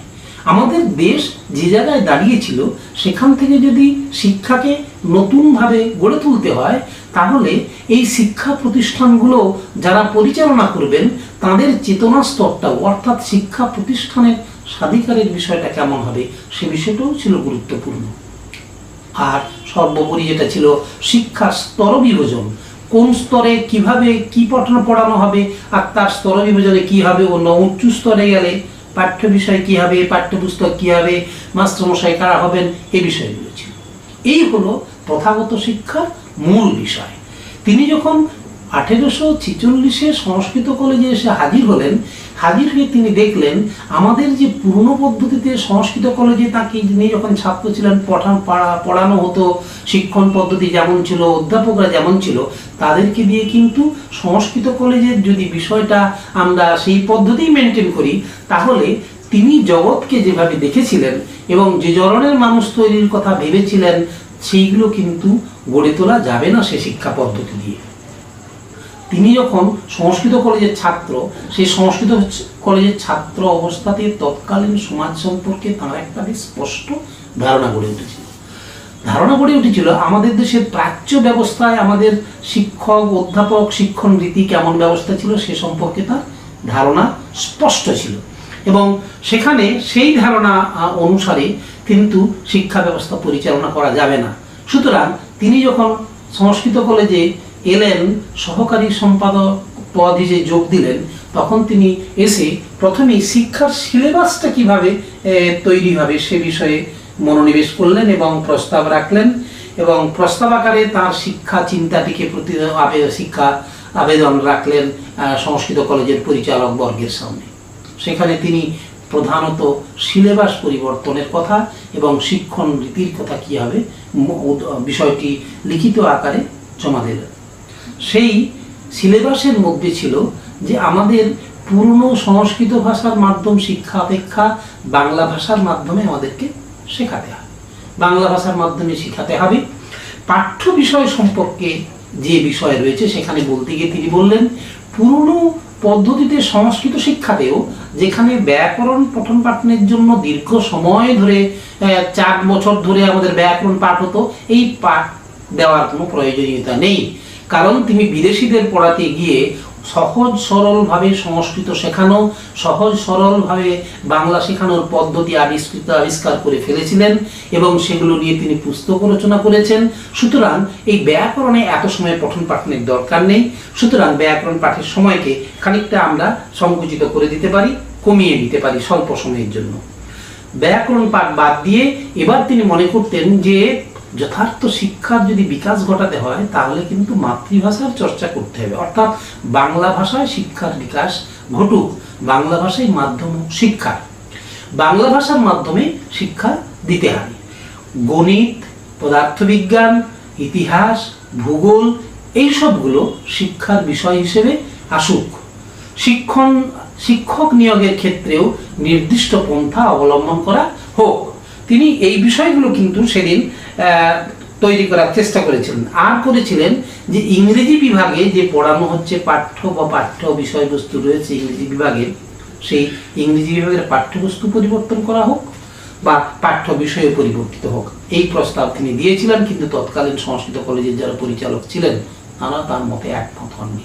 বিদ্যাসাগর দেখেছিলেন তিনি যা ভাবছেন সে অনুযায়ী যদি শিক্ষা ব্যবস্থা পরিচালিত না হয় তার সঙ্গে তিনি একমত নন, কারণ তার ভাবনায় তখন তৎকালীন বাংলার যে অবস্থা জন্ম নিয়েছিল এবং তৎকালীন বিদেশি সরকারের অবস্থা যা ছিল সেই অনুযায়ী তিনি চেয়েছিলেন এইরকম একটা পরিস্থিতিতে যদি শিক্ষার বিস্তার ঘটাতে হয় তার লক্ষ্য হবে এদেশের মানুষকে মানব কেন্দ্রিক ভাবনায় উৎসাহিত করতে হবে এবং সেজন্যই তিনি চেষ্টা করেছিলেন নতুন এক ধরনের মানুষ তৈরি হবে এই শিক্ষা ব্যবস্থায়, যারা প্রাচীন সমাজের আর ব্রিটিশ আসার পূর্বেকার যে ব্রাহ্মণ্য আধিপত্য বিস্তৃত ইসলামী সামন্ততন্ত্র সমাজের মধ্যে যে অন্ধবিশ্বাস কুসংস্কার এগুলো জন্ম নিচ্ছে সেগুলো থেকে বেরিয়ে মানুষ যুক্তিসম্মত বিজ্ঞান মনস্ক একদল মানুষ তৈরি হবে যারা সমাজটাকে আরো খানিকটা সমৃদ্ধ করতে পারবে এবং তিনি নিজে যেভাবে সমৃদ্ধ হয়েছেন প্রাচ্যবিদ্যা পাশ্চাত্য বিদ্যায় ঠিক সেভাবেই সমৃদ্ধ হয়ে কিছু মানুষ তৈরি করবে এইরকম একটা শিক্ষায় শিক্ষিত হবে। তিনি চেয়েছিলেন আসলে সংস্কৃত কলেজের ছাত্রছাত্রীরা সে বিষয়ে পথ দেখাতে পারবে এবং সেখানে তৎকালীন সময়ে হিন্দু কলেজে যা হচ্ছিল অতি খানিকটা উগ্র মানসিকতার যে জন্ম নিচ্ছিল পাশ্চাত্য চিন্তার মধ্যে সমস্ত কিছুতেই নাসূচক একদিকে, অন্যদিকে রক্ষণশীলতা ব্রাহ্মণ্য ধর্ম এসব নিয়ে যে জটিলতার সৃষ্টি হয়েছিল তার ছাত্র জীবনে, সেগুলি থেকে মুক্ত একদল যথার্থ মানুষ তৈরি হবে, মানবপ্রেমী মানুষ যাদের মধ্যে থাকবে জ্ঞানের জন্য জ্ঞানের জন্য থাকবে আকর্ষণ আর থাকবে নিষ্ঠা, মনুষ্যত্বের চর্চা করতে পারবে এমন একদল মানুষ তৈরি হবে। যখন করোনা তখন তিনি সংস্কৃত কলেজ ছেড়ে চলে যান।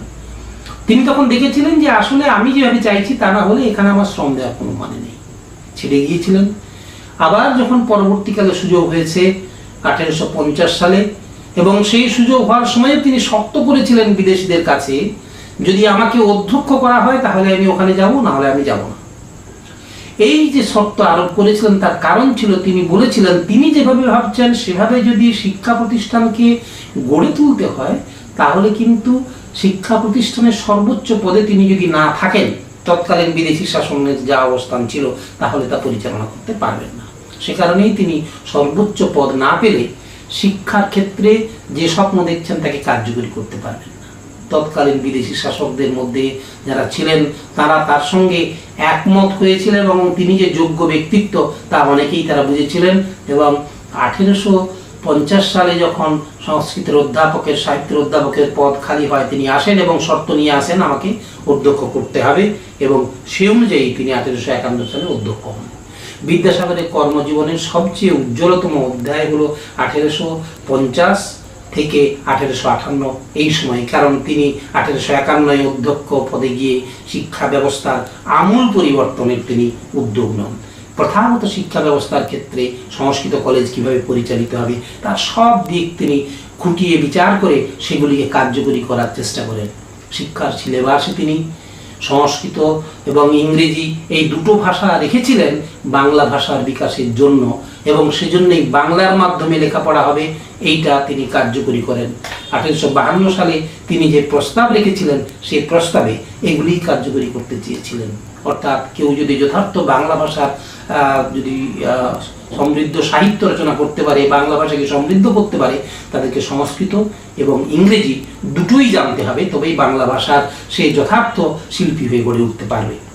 চিন্তার ভাবনায় ইংরেজি শিখে ইউরোপীয় চিন্তার সঙ্গে তার সংযোগ থাকবে, তিনি পারবেন যথার্থ বিজ্ঞানসম্মত বিজ্ঞান মনস্ক বিষয়কে তিনি আয়ত্ত করতে পারবেন এবং সেটি ছাত্রদের দিতে পারবেন। শিক্ষক নিয়োগের ক্ষেত্রে তিনি ঠিক করেছিলেন যে পুরনো টোল চতুষ্পাঠীর শিক্ষক দিয়ে কাজ হবে না, সংস্কৃত কলেজ থেকেই যারা পাশ করে বেরোবে সেখান থেকেই যারা পাশ করে বেরোবে যোগ্য হবেন তাদেরকে দিয়েই শিক্ষাদান ব্যাপারটা গড়ে তুলতে হবে। তাই সংস্কৃত কলেজের মধ্যেই শিক্ষণ পদ্ধতি এবং শিক্ষক শিক্ষণের একটা পর্যায় পরিবেশ গড়ে তুলেছিলেন, সেখান থেকে বেরোবে এই প্রস্তাব তিনি রাখেন। শিক্ষার সিলেবাসের মধ্যে তিনি গণিত পড়াতে চেয়েছিলেন। তিনি বুঝেছিলেন যে ম্যাথমেটিক্স পড়াতে গেলে পুরনো পদ্ধতিতে ম্যাথমেটিক্স পড়ানো যাবে না, ম্যাথমেটিক্স পড়াতে গেলে আমাদেরকে ইংরেজি ভাষার মাধ্যমে ম্যাথমেটিক্স পড়াতে হবে। কারণ তখন ম্যাথমেটিক্স পড়ানো হতো যেভাবে সেটা হচ্ছে শুভঙ্করী আর্যা অর্থাৎ ছড়ার আকারে কিছু কিছু অঙ্ক তৈরি করে অঙ্ক শেখানো হতো এবং সংস্কৃত থেকে অঙ্ক শেখানো হতো। যথার্থ অঙ্ক তাদের শেখানো যাবে না, সে কারণে তিনি চেয়েছিলেন যে ইংরেজির মাধ্যমেই শেখানো হোক। দর্শন শেখানো নিয়ে দর্শন শাস্ত্রের কোন কোন বিষয় পড়ানো হবে সে বিষয়ে তিনি নির্দিষ্ট করে দিয়েছিলেন যে যে সমস্ত দর্শন আমাদের চিন্তায় ভ্রান্তির জন্ম দিতে পারে সেই সমস্ত বিষয়গুলো আমরা এখানে সিলেবাসের মধ্যে রাখবই না। এবং তিনি বাদ দিয়ে দিয়েছিলেন ইউরোপীয় দর্শনের যুক্তিবাদী বিষয়গুলো, যুক্তিবাদী দর্শনের চিন্তা করেছিলেন, সেগুলোকে নিয়ে এসেছিলেন। এই ছিল দর্শন শাস্ত্রে। সে নিয়ে ব্যালেন্টাইনের সঙ্গে বিতর্ক, এবং সে বিতর্কে তার নিজস্ব মতামত, এবং তিনি তা মেনে নিতে চাননি। ব্যালেন্টাইন এসেছিলেন বেনারসি সংস্কৃত কলেজ থেকে এসেছিলেন, ব্রিটিশরা নিয়ে এসেছিল তার চিন্তা, সেখানে প্রয়োগ করার চেষ্টা করেছিলেন। বিদ্যাসাগর বলেছিলেন আমাদের যে এখানকার পদ্ধতি, সেখানে দর্শন শাস্ত্রের ব্যালেন্টাইন যে বিষয়গুলো বলেছেন সেখান থেকে কিছু অংশ নেওয়া যেতে পারে, কিন্তু আসলে আমি যেভাবে শিক্ষাকে দেখেছি সেখানে এখানে প্রয়োগ করা যেতে পারে না। কারণ শিক্ষায় আমরা যেভাবে ছাত্রদেরকে গড়ে তুলতে চাইছি, মানুষ করতে চাইছি, আধুনিক মননের মানুষ, তা এখানে গড়ে তোলা যাবে না। সেই জন্য তিনি ব্যালেন্টাইনের মতামতকে মেনে নিতে চাননি। শিক্ষকদের বেতন কাঠামো কী হবে, শিক্ষক শ্রেণী ওয়াইজ কতজন শিক্ষক থাকবেন, শিক্ষক শিক্ষণের মধ্য দিয়ে কিভাবে এই ধরনের মানুষ গড়ে উঠবে, এবং সে সবগুলোই তিনি পরিকল্পনা করে প্রস্তাব দিয়েছিলেন। বিতর্ক হয়েছিল, বিতর্ক হওয়া সত্ত্বেও কিন্তু তার এই সিদ্ধান্তকে ফেলে দিতে পারা যায়নি, প্রয়োগ করার চেষ্টা করেছিলেন তিনি যতদিন সেখানে উপস্থিত ছিলেন। সংস্কৃত কলেজের এই সিলেবাস পরিকল্পনা, পাঠ্যপুস্তক রচনার ক্ষেত্রে তিনি বলেছিলেন এই সমস্ত শিক্ষককে দিয়ে পাঠ্যপুস্তক রচনা করতে হবে, আর তিনি যে পাঠ্যপুস্তক রচনা করেছিলেন সেই পাঠ্যপুস্তকগুলোই কিন্তু পড়াতে হবে। এই পাঠ্যপুস্তক রচনা করার পেছনে তার কারণ ছিল তিনি যে বোধোদয়, তিনি যে পাঠ্যপুস্তক রচনা করেছিলেন, অন্যান্য যে সমস্ত পাঠ্যপুস্তক, ব্যাকরণ কৌমুদী বা সর্বদর্শন সংগ্রহ, যেটা তিনি ছাত্রদের পড়ানোর জন্য সিদ্ধান্ত করেছিলেন, সর্বদর্শন সংগ্রহ, এ সবগুলো সিলেবাস, বই, সমস্ত কিছু তিনি নির্বাচন করবেন, আর প্রয়োজনীয় পাঠ্যপুস্তক এদেরকে তৈরি করে নেওয়া যাবে। এই ছিল তার সংস্কৃত কলেজের পরিবর্তনের জন্য এই উদ্যোগ। এই সময়ে শুরু হচ্ছিল নতুন করে স্কুল ব্যবস্থা গড়ে তোলা। আমাদের দেশে স্কুল ব্যবস্থা ব্রিটিশরা আসার পূর্বে ছিল পাঠশালা, গ্রাম্য পাঠশালা একদিকে, আরেকদিকে টোল চতুষ্পাটি, আরেকদিকে মুক্ত। আসলে পাঠশালাগুলো এর মাঝখানে নানান উত্থান পতনের মধ্য দিয়ে পুরনো পাঠশালাগুলো প্রায় হারিয়ে যেতে বসেছিল বা এমনভাবে টিকেছিল, সেগুলো দিয়ে গ্রামের ছাত্রছাত্রীদের বা ছাত্রছাত্রীরা পাঠশালায় গেলে তেমন করে শিক্ষিত করে গড়ে তোলা যাচ্ছিল না, কারণ সে পরিবেশ ছিল অন্য একরকমের। আর তৎকালীন কলকাতার নগর জীবন ছিল একরকম বিচিত্র নগর জীবন। সেখানে বাবু সম্প্রদায়, পাঠশালার যে শিক্ষা বা প্রাথমিক শিক্ষা গড়ে তোলার ক্ষেত্রে অনেক বাধা ছিল, তা থেকে মুক্ত নতুন ছাত্র গড়ে তুলতে তিনি চেয়েছিলেন। তাই সেই সময় নতুন স্কুল ব্যবস্থা গড়ে তোলার জন্য লর্ড হার্ডিঞ্জের 121টা স্কুল, যেগুলো পরবর্তীকালে টিকে থাকতে পারলো না, হ্যালিডের সময় আবার নতুন করে এলাকায় এলাকায় স্কুল গড়ে তোলার উদ্যোগ নেওয়া হলো। এবং সেই স্কুল গড়ে তোলার পেছনে কে পরিদর্শক থাকবেন, তার পরিচালনায় কে থাকবেন, এই বিষয় নিয়ে বিতর্ক হচ্ছিল। সেই বিতর্কে কিন্তু বিদ্যাসাগরকে সে দায়িত্ব দেওয়া হয়। তিনি স্কুল ব্যবস্থা গড়ে তুলতে শুরু করেন, এবং তখন তিনি গ্রামে গ্রামে ঘুরে প্রায় ধরুন স্বল্প 1 মাসের মধ্যে 20টি স্কুল 4টি জেলায় তিনি গড়ে তুলেছিলেন। স্কুল, পুরনো পাঠশালাগুলোর বাইরে এই স্কুল ব্যবস্থা তিনি গড়ে তুলেছিলেন, অর্থাৎ প্রথাগত স্কুল ব্যবস্থা। এবং সেই সময়ই তিনি কলকাতা থেকে নারী শিক্ষার জন্য যে উদ্যোগ নেওয়া হয়েছিল, সেই নারী শিক্ষার জন্য স্কুল গড়ে তোলার জন্য তিনি উদ্যোগী হয়েছিলেন। নারী শিক্ষার জন্য তিনি আবার উদ্যোগ নিয়েছিলেন। তিনি বুঝেছিলেন দেশের ছেলে মেয়েদের, শিশুদের যদি যথার্থ গড়ে তুলতে হয়, আর দেশের মধ্যে নারী জীবনের যে সংকট, যা তাকে খুবই যন্ত্রণা দিচ্ছিল, যা তার সমাজ সংস্কারের অন্যতম গুরুত্বপূর্ণ ক্ষেত্র, বাল্য বিবাহ, বিধবা বিবাহ, বহু বিবাহ রোধ, এগুলো দূর করা যাবে যদি মেয়েরা শিক্ষিত হয়। সেই জন্য মেয়েদের স্কুল গড়ে উঠুক। মিশনারিরা কিছু মেয়েদের স্কুল গড়েছিলেন, কিন্তু সে স্কুলগুলোর একটা বিশেষ উদ্দেশ্য ছিল। বেথুন সাহেব যখন বেথুন স্কুল গড়ে তুললেন, তখন বেথুন সাহেবের এই দৃষ্টান্ত সামনে রেখে মেয়েদের স্কুল গড়ে তোলার জন্য কিন্তু উদ্যোগ নেওয়া হলো, এবং সে দায়িত্ব বিদ্যাসাগর পেলেন। এবং তিনি প্রায় কয়েক মাসের 1857 সালের মে মাস নভেম্বর থেকে 1858 সালের মে মাস পর্যন্ত, এই কয়েক মাসের মধ্যে 35টি মেয়েদের স্কুল গড়ে তুলেছিলেন মেয়েদের শিক্ষার জন্য। সে স্কুলগুলোও কিন্তু গড়ে উঠেছিল তার নিজস্ব পরিকল্পনা অনুসারে। তার পাঠ্য বিষয় কী হবে, গ্রামে গ্রামে ঘুরে সেখানে এই স্কুলগুলো গড়ে তুলেছিলেন। বিদ্যাসাগরের শিক্ষা বিস্তারের এখানে হলো যে গ্রামে গ্রামে শিক্ষার বিস্তার ঘটিয়ে সাধারণ মানুষকে শিক্ষার সঙ্গে যুক্ত করা, অর্থাৎ প্রথাগত শিক্ষা যেগুলো গড়ে উঠছে ব্রিটিশ আমলে নতুন করে স্কুল শিক্ষা, সেই স্কুল শিক্ষা শহর থেকে গ্রামাঞ্চল পর্যন্ত ছড়িয়ে দিয়ে শিক্ষিত মানুষ তৈরি করার প্রবণতা গড়ে উঠেছিল। স্কুল শিক্ষার এই দিকটি তিনি দেখেছিলেন, যার জন্য যে কারমাটারের স্কুল আমরা যদি ধরি বা বীরসিংহের যে স্কুল, এগুলো কিন্তু নগর কেন্দ্রিক স্কুল না। তার শিক্ষার এই মৌলিক উদ্দেশ্য আধুনিক মননের নতুন মানুষ তৈরি করার যে স্বপ্ন তিনি দেখেছিলেন, সেই স্বপ্নকে সামনে রেখে এই শিক্ষা প্রতিষ্ঠানগুলো গড়ে উঠেছিল। অনেকে তার বিরুদ্ধে কখনো প্রশ্ন তুলেছেন যে তিনি জনশিক্ষার প্রসার চান না। সেই যুগে জনশিক্ষার প্রয়োজন দরকার ছিল না, কারণ সবেমাত্র নতুন প্রথাগত শিক্ষা আছে। এই প্রথাগত শিক্ষাটাকেই জনশিক্ষার রূপে তিনি ছড়িয়ে দিতে চেয়েছিলেন বিভিন্ন সময়ে। কিন্তু তিনি যে উদ্যোগে এই শিক্ষা ব্যবস্থার প্রচার করতে শুরু করলেন, নিয়ে গেলেন, সেই সময়ের মধ্যেই ব্রিটিশ শাসন ব্যবস্থা একটা পাকাপাকি শাসন ব্যবস্থা হিসেবে গড়ে উঠতেছিল আমাদের দেশে। 1857 সালের বিদ্রোহ, অর্থাৎ ব্রিটিশ শাসন ব্যবস্থা এই শিক্ষার পরিমণ্ডলের ক্ষেত্রে নিজস্ব শিক্ষণ বিভাগ গড়ে তুলতে, দেশে বিশ্ববিদ্যালয় গড়ে তোলা, ডিগ্রি দেওয়ার প্রতিষ্ঠান গড়ে তোলা, শিক্ষা ব্যবস্থায় ব্রিটিশ তার প্রথাগত সিস্টেমের মধ্যে নিজেদের আধিপত্য বজায় রাখার জন্য উদ্যোগী হলেন। বিদ্যাসাগরের এই ব্যক্তিগত উদ্যোগে শিক্ষা প্রতিষ্ঠান গড়ে তোলা, শিক্ষা ব্যবস্থা গড়ে তোলা, পাঠ্যপুস্তক, সিলেবাস, শিক্ষার স্বাধিকার, যে বিষয়গুলো তিনি শিক্ষণ, এই সংস্কৃত কলেজে থাকা তিনি আলাদা করে একটা শিক্ষণ নর্মাল স্কুল তৈরি করেছিলেন, এই মেয়েদের স্কুল গড়ে তুলেছিলেন। এই সমস্ত বিষয়গুলো কিন্তু যখন ব্রিটিশ শাসন ব্যবস্থা এলো, তার সঙ্গে বিদ্যাসাগরের মূলত দ্বন্দ্ব হলো। বিদ্যাসাগর 1858 সালে যে তিনি ছেড়ে যান মাত্র 38 বছর বয়সে সংস্কৃত কলেজ, আমরা ভেবে দেখি 38 বছর বয়সে তিনি এমন এই কর্মযজ্ঞে লিপ্ত ছিলেন, গড়ে তুলেছিলেন, সেই চিন্তা ভাবনার সাথে বিদেশি শাসকের দ্বন্দ্ব হয়েছিল। তিনি সংস্কৃত কলেজ ছেড়ে চলে যান এবং চলে গিয়ে তিনি শিক্ষার এই যে উদ্যোগ, তার বাইরে কিন্তু যাননি। তিনি আবার গিয়ে নিজস্ব উদ্যোগে মেট্রোপলিটন স্কুল 1864 সালে এবং তাকে কলেজে রূপান্তরিত করেছিলেন 1872 সালে। এদেশে এটা একটা প্রথম স্কুল যেখানে স্বদেশীয় ছাত্ররা, স্বদেশীয় শিক্ষকরা, স্বদেশীয় পরিচালকরা বিদেশিদের বাদ দিয়ে, যেটা পরবর্তী স্বাধীনতা আন্দোলনের স্বদেশী আন্দোলনে গড়ে ওঠার চেষ্টা করা হয়েছিল, যেটা আমাদের তৎকালীন সময়ে ন্যাশনাল এডুকেশন যে গড়ে তোলার চেষ্টা করে হয়েছিল, আসলে বিদ্যাসাগরের সূত্রপাত করে যান। তিনি মেট্রোপলিটন কলেজকে একেবারে দেশের স্বাধীন ভাবে গড়ে তোলার চেষ্টা করেছিলেন। তৎকালীন সময়ে যারা কলকাতা বিশ্ববিদ্যালয়ের বিদেশি পরিচালক ছিল, সহজে তাঁর এই পরিকল্পনাকে মেনে নিতে চাননি। কিন্তু বিদ্যাসাগর তাঁর নিজস্ব উদ্যোগে এই প্রতিষ্ঠানকে অত্যন্ত সফল প্রতিষ্ঠানে রূপান্তরিত করেছিলেন এবং ব্রিটিশ সেদিনকার কলকাতা বিশ্ববিদ্যালয়ের রেজিস্ট্রাররা বলতে বাধ্য হয়েছিলেন পণ্ডিত হ্যাজ ডান ওয়ান্ডার, অর্থাৎ তিনি বিস্ময় সৃষ্টি করেছিলেন এবং প্রতিভাবান ছাত্রের জন্ম দিয়েছিলেন বিদেশিদের সঙ্গে তাদের শিক্ষকদের সংযোগের বাইরেই দেশীয় শিক্ষকদের দিয়ে। ফলে শিক্ষা প্রতিষ্ঠান গড়ে তোলার ক্ষেত্রে আধুনিক শিক্ষা ব্যবস্থা যা আজকে ভারতবর্ষে আমরা দেখছি সর্বত্রই, তার পথিকৃৎ কিন্তু বিদ্যাসাগর, প্রথাগত শিক্ষার পথিকৃৎ বিদ্যাসাগর।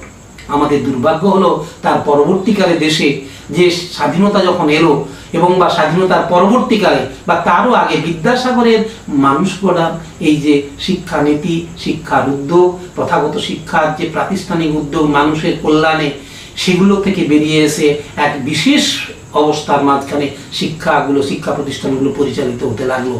তার ফলেই স্বাধীন ভারতে গিয়ে যখন নতুন করে শিক্ষানীতি, শিক্ষা ব্যবস্থা গড়ে উঠলো, তখন সাধারণ মানুষের শিক্ষার কথা বললেও মূলত শিক্ষার উদ্দেশ্য যে মনুষ্যত্বের বিকাশ, সত্যের অনুশীলন, বিজ্ঞান সম্পন্ন মনন, এইগুলো বাদ দিয়ে মানুষ গড়ে তোলার জন্য শিক্ষা ব্যবস্থার যে স্বপ্ন বিদ্যাসাগরের ছিল তা বাদ দিয়ে দেশ পরিচালনা, কারখানা পরিচালনা, প্রতিষ্ঠান পরিচালনা, প্রশাসনিক কাজকর্ম পরিচালনা, বৃত্তিগত শিক্ষা, সেগুলোর দিকে প্রয়োজন অনুযায়ী সেই দিকে শিক্ষাকে পরিচালনা করা হলো। আপামর সাধারণের শিক্ষার দিকে গুরুত্ব দেওয়া হলো না। শিক্ষানীতিতে থাকলেও, পরিকল্পনা থাকলেও, সেই জন্য প্রতিষ্ঠান গড়ে তোলা, শিক্ষক জোগাড় করা আর্থিক সাহায্য বজায় রাখা, গ্রাম থেকে গ্রামান্তরে শিক্ষাকে ছড়িয়ে দেওয়া, এই কোনো পরিকল্পনাটাই যথার্থভাবে গড়ে উঠল না স্বদেশীদের যুগে। তার পরবর্তী স্বাধীনতার যুগে, স্বাধীনতা আন্দোলনের যতগুলো শিক্ষানীতি হয়েছে, কোনো শিক্ষানীতিতেই এগুলোকে কার্যকরী করার চেষ্টা করা হয়নি। 1968, 1986, এই 2020 এই যে শিক্ষানীতি গড়ে উঠেছে, সমস্ত শিক্ষানীতিতেই সাধারণ মানুষের শিক্ষার জন্য প্রথাগত শিক্ষার গুরুত্ব দেওয়া হয়নি। বিজ্ঞান মনস্ক শিক্ষা অপেক্ষা এই নতুন শিক্ষানীতিতে খানিকটা ধর্মীয় যুক্তিহীন চিন্তা, পুরনো সংস্কারবাদী চিন্তা, অযথা ঐতিহ্যের কথা বলে প্রাচীনত্বের দিকে ফিরে যাওয়া, যা বাস্তবে সম্ভব নয় সেই শিক্ষার ব্যবস্থা। শিক্ষা ব্যবস্থায় বাণিজ্যিকীকরণ, শিক্ষার স্বাধীন ব্যবস্থার সুযোগ না রাখা, বাণিজ্যিকীকরণ বাণিজ্য ব্যবস্থার মধ্যে দিয়ে দেওয়া, সেই উদ্যোগ পরিচালন ব্যবস্থায় স্বাধিকারের সুযোগ না রাখা, শিক্ষার যথার্থ মূল্যায়নের ভিত্তিতে চিন্তার বিকাশের দিকগুলো সেগুলো খেয়াল না রাখা, এবং সেগুলোকে যাতে সাধারণ মানুষ যথার্থ শিক্ষার পথে এগোতে পারে তার মাঝখানে বাধা সৃষ্টি করা। আর ভাষা শিক্ষার মধ্য দিয়ে মানুষ মাতৃভাষার মধ্যে যে শিক্ষা বিকশিত হতে পারে, সেই মাতৃভাষাগুলোকে যথার্থ বিকশিত হওয়ার সুযোগ না দিয়ে ভারতবর্ষের সরকার এক দেশ, এক জাতি, এক ভাষা এই নীতির কথা সামনে রেখেই কখন হিন্দি ভাষাকে চাপিয়ে দেওয়ার প্রবণতা সারা দেশব্যাপী চলছে। এই শিক্ষানীতিতেও তার কৌশলে হিন্দিকে চাপিয়ে দেওয়ার প্রবণতা কাজ করছে। ভাষা হিসেবে হিন্দির বিষয়টা নয়, কিন্তু জাতীয় ভাষা হিসেবে হিন্দিকে অন্য সমস্ত মাতৃভাষা শিক্ষাগুলো বাদ দিয়ে যদি গড়ে তোলা যায়, তাহলে মাতৃভাষা শিক্ষার মধ্য দিয়ে শিক্ষার বিকাশ, মাতৃভাষার বিকাশ যেটি বিদ্যাসাগর করেছিলেন, বাংলার সঙ্গে ইংরেজির সংযোগ রেখে, আজকে কুরমালির সঙ্গে যদি ইংরেজি সংযোগ থাকে, আজকে ভিলির সঙ্গে যদি ইংরেজির সংযোগ থাকে, তা দিয়ে কিন্তু এ ভাষাগুলি সমৃদ্ধ হতে পারে। সেই সুযোগ যাতে না থাকতে পারে তার পথ তৈরি করে দিলেন এই শিক্ষানীতির মধ্য দিয়ে। মাতৃভাষার নাম থাকলেও মূলত প্রাধান্য সৃষ্টিকারী ভাষিক সাম্রাজ্যবাদ যে ভাষাগুলো আমাদের দেশে গড়ে তুলেছে সেগুলিকেই সমৃদ্ধ করা, অর্থাৎ সংবিধানের 8ম তফসিলভুক্ত ভাষাগুলোকেই সমৃদ্ধ করার চেষ্টা করেছে। ফলে আজকে যদি বিদ্যাসাগরের স্মরণে আমাদেরকে অনুষ্ঠান করতে হয়, বিদ্যাসাগরকে আমরা স্মরণ করি এবং তার প্রয়োজনীয়তা মনে করি, তাহলে আমাদের দায়িত্ব হলো নতুন যে শিক্ষানীতি এসছে সেগুলোর পরিবর্তে বিদ্যাসাগরের ভাবনা অনুসারী এই শিক্ষানীতি বা একই সঙ্গে শিক্ষা প্রতিষ্ঠানগুলোর স্বাধিকার অধিকার বজায় রাখা, বিজ্ঞান মনস্ক চিন্তা গড়ে তোলা, যথার্থ শিক্ষার মধ্য দিয়ে সত্যের অনুশীলন এবং দেশের উন্নয়নের বিষয়টিকে খেয়ালে রাখা দরকার রয়েছে। তবেই বিদ্যাসাগরের অপূরিত স্বপ্নকে আমরা কাজে লাগাতে পারবো, না হলে বিদ্যাসাগরের অপূরিত আশা অপূরিত থেকেই যাবে। সুতরাং আমি উদ্যোক্তাদের আবেদন করব, তাঁরা এই আলোচনা এবং আরও যত বেশি করেন আজকের শিক্ষানীতির প্রতিরোধে, আজকের যে সংকট দেখা দিয়েছে তার প্রতিরোধে, ধর্মনিরপেক্ষ শিক্ষা গড়ে তোলার জন্যই তারা যদি চেষ্টা করেন, তাহলেই বোধহয় এই আলোচনা সার্থক হবে। নমস্কার।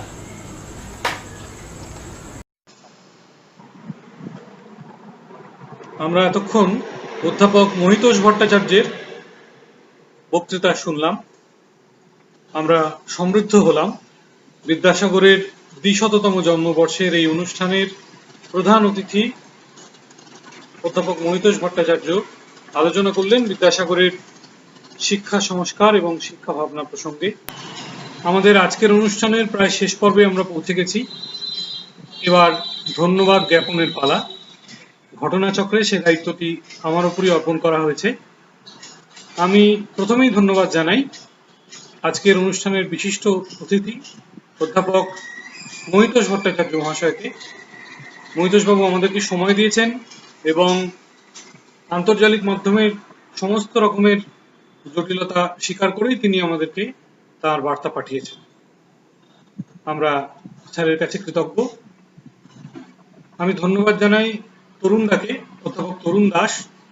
তরুণদা আমাদের জন্য সময় বের করেছেন এবং আন্তর্জালিক মাধ্যমের যে জটিলতা, ইন্টারনেটের যে সমস্যা, সেগুলোকে তার বিড়ম্বনাকে সহ্য করেই তরুণদা আমাদের জন্য তার বার্তা পাঠিয়েছেন। আমরা বিশেষভাবে তার কাছে কৃতজ্ঞ এই বিষয়ে।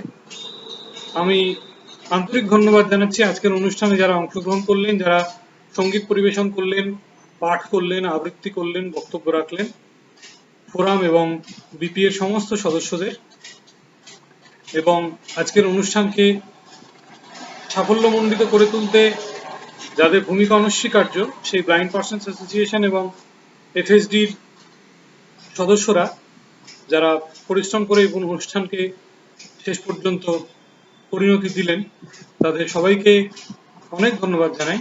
এবং সর্বোপরি আপনারা যারা আমাদের আজকের অনুষ্ঠান দেখলেন, অনুষ্ঠানে শ্রোতা হিসেবে অংশগ্রহণ করলেন, তাদের সকলকে আমরা আন্তরিকভাবে ধন্যবাদ জানাচ্ছি। আমরা আশা রাখি আমাদের এই অনুষ্ঠানের সাফল্য আমাদেরকে পরবর্তী আলোচনা এবং নানান উদ্যোগে উৎসাহী করে তুলবে, এবং যাকে কেন্দ্র করে আজকের এই অনুষ্ঠান, সেই ঈশ্বরচন্দ্র বিদ্যাসাগর তার ২০০তম জন্মবর্ষে আমরা তার প্রতি আমাদের অন্তরের শ্রদ্ধা নিবেদন করি। আমরা আমাদের আজকের এই অনুষ্ঠান শেষ করব একটি সমাপ্তি সঙ্গীতের মাধ্যমে। সমাপ্তি সঙ্গীত পরিবেশন করবেন ব্লাইন্ড পার্সনস অ্যাসোসিয়েশনের পক্ষ থেকে মণিমালা শিকদার। নমস্কার।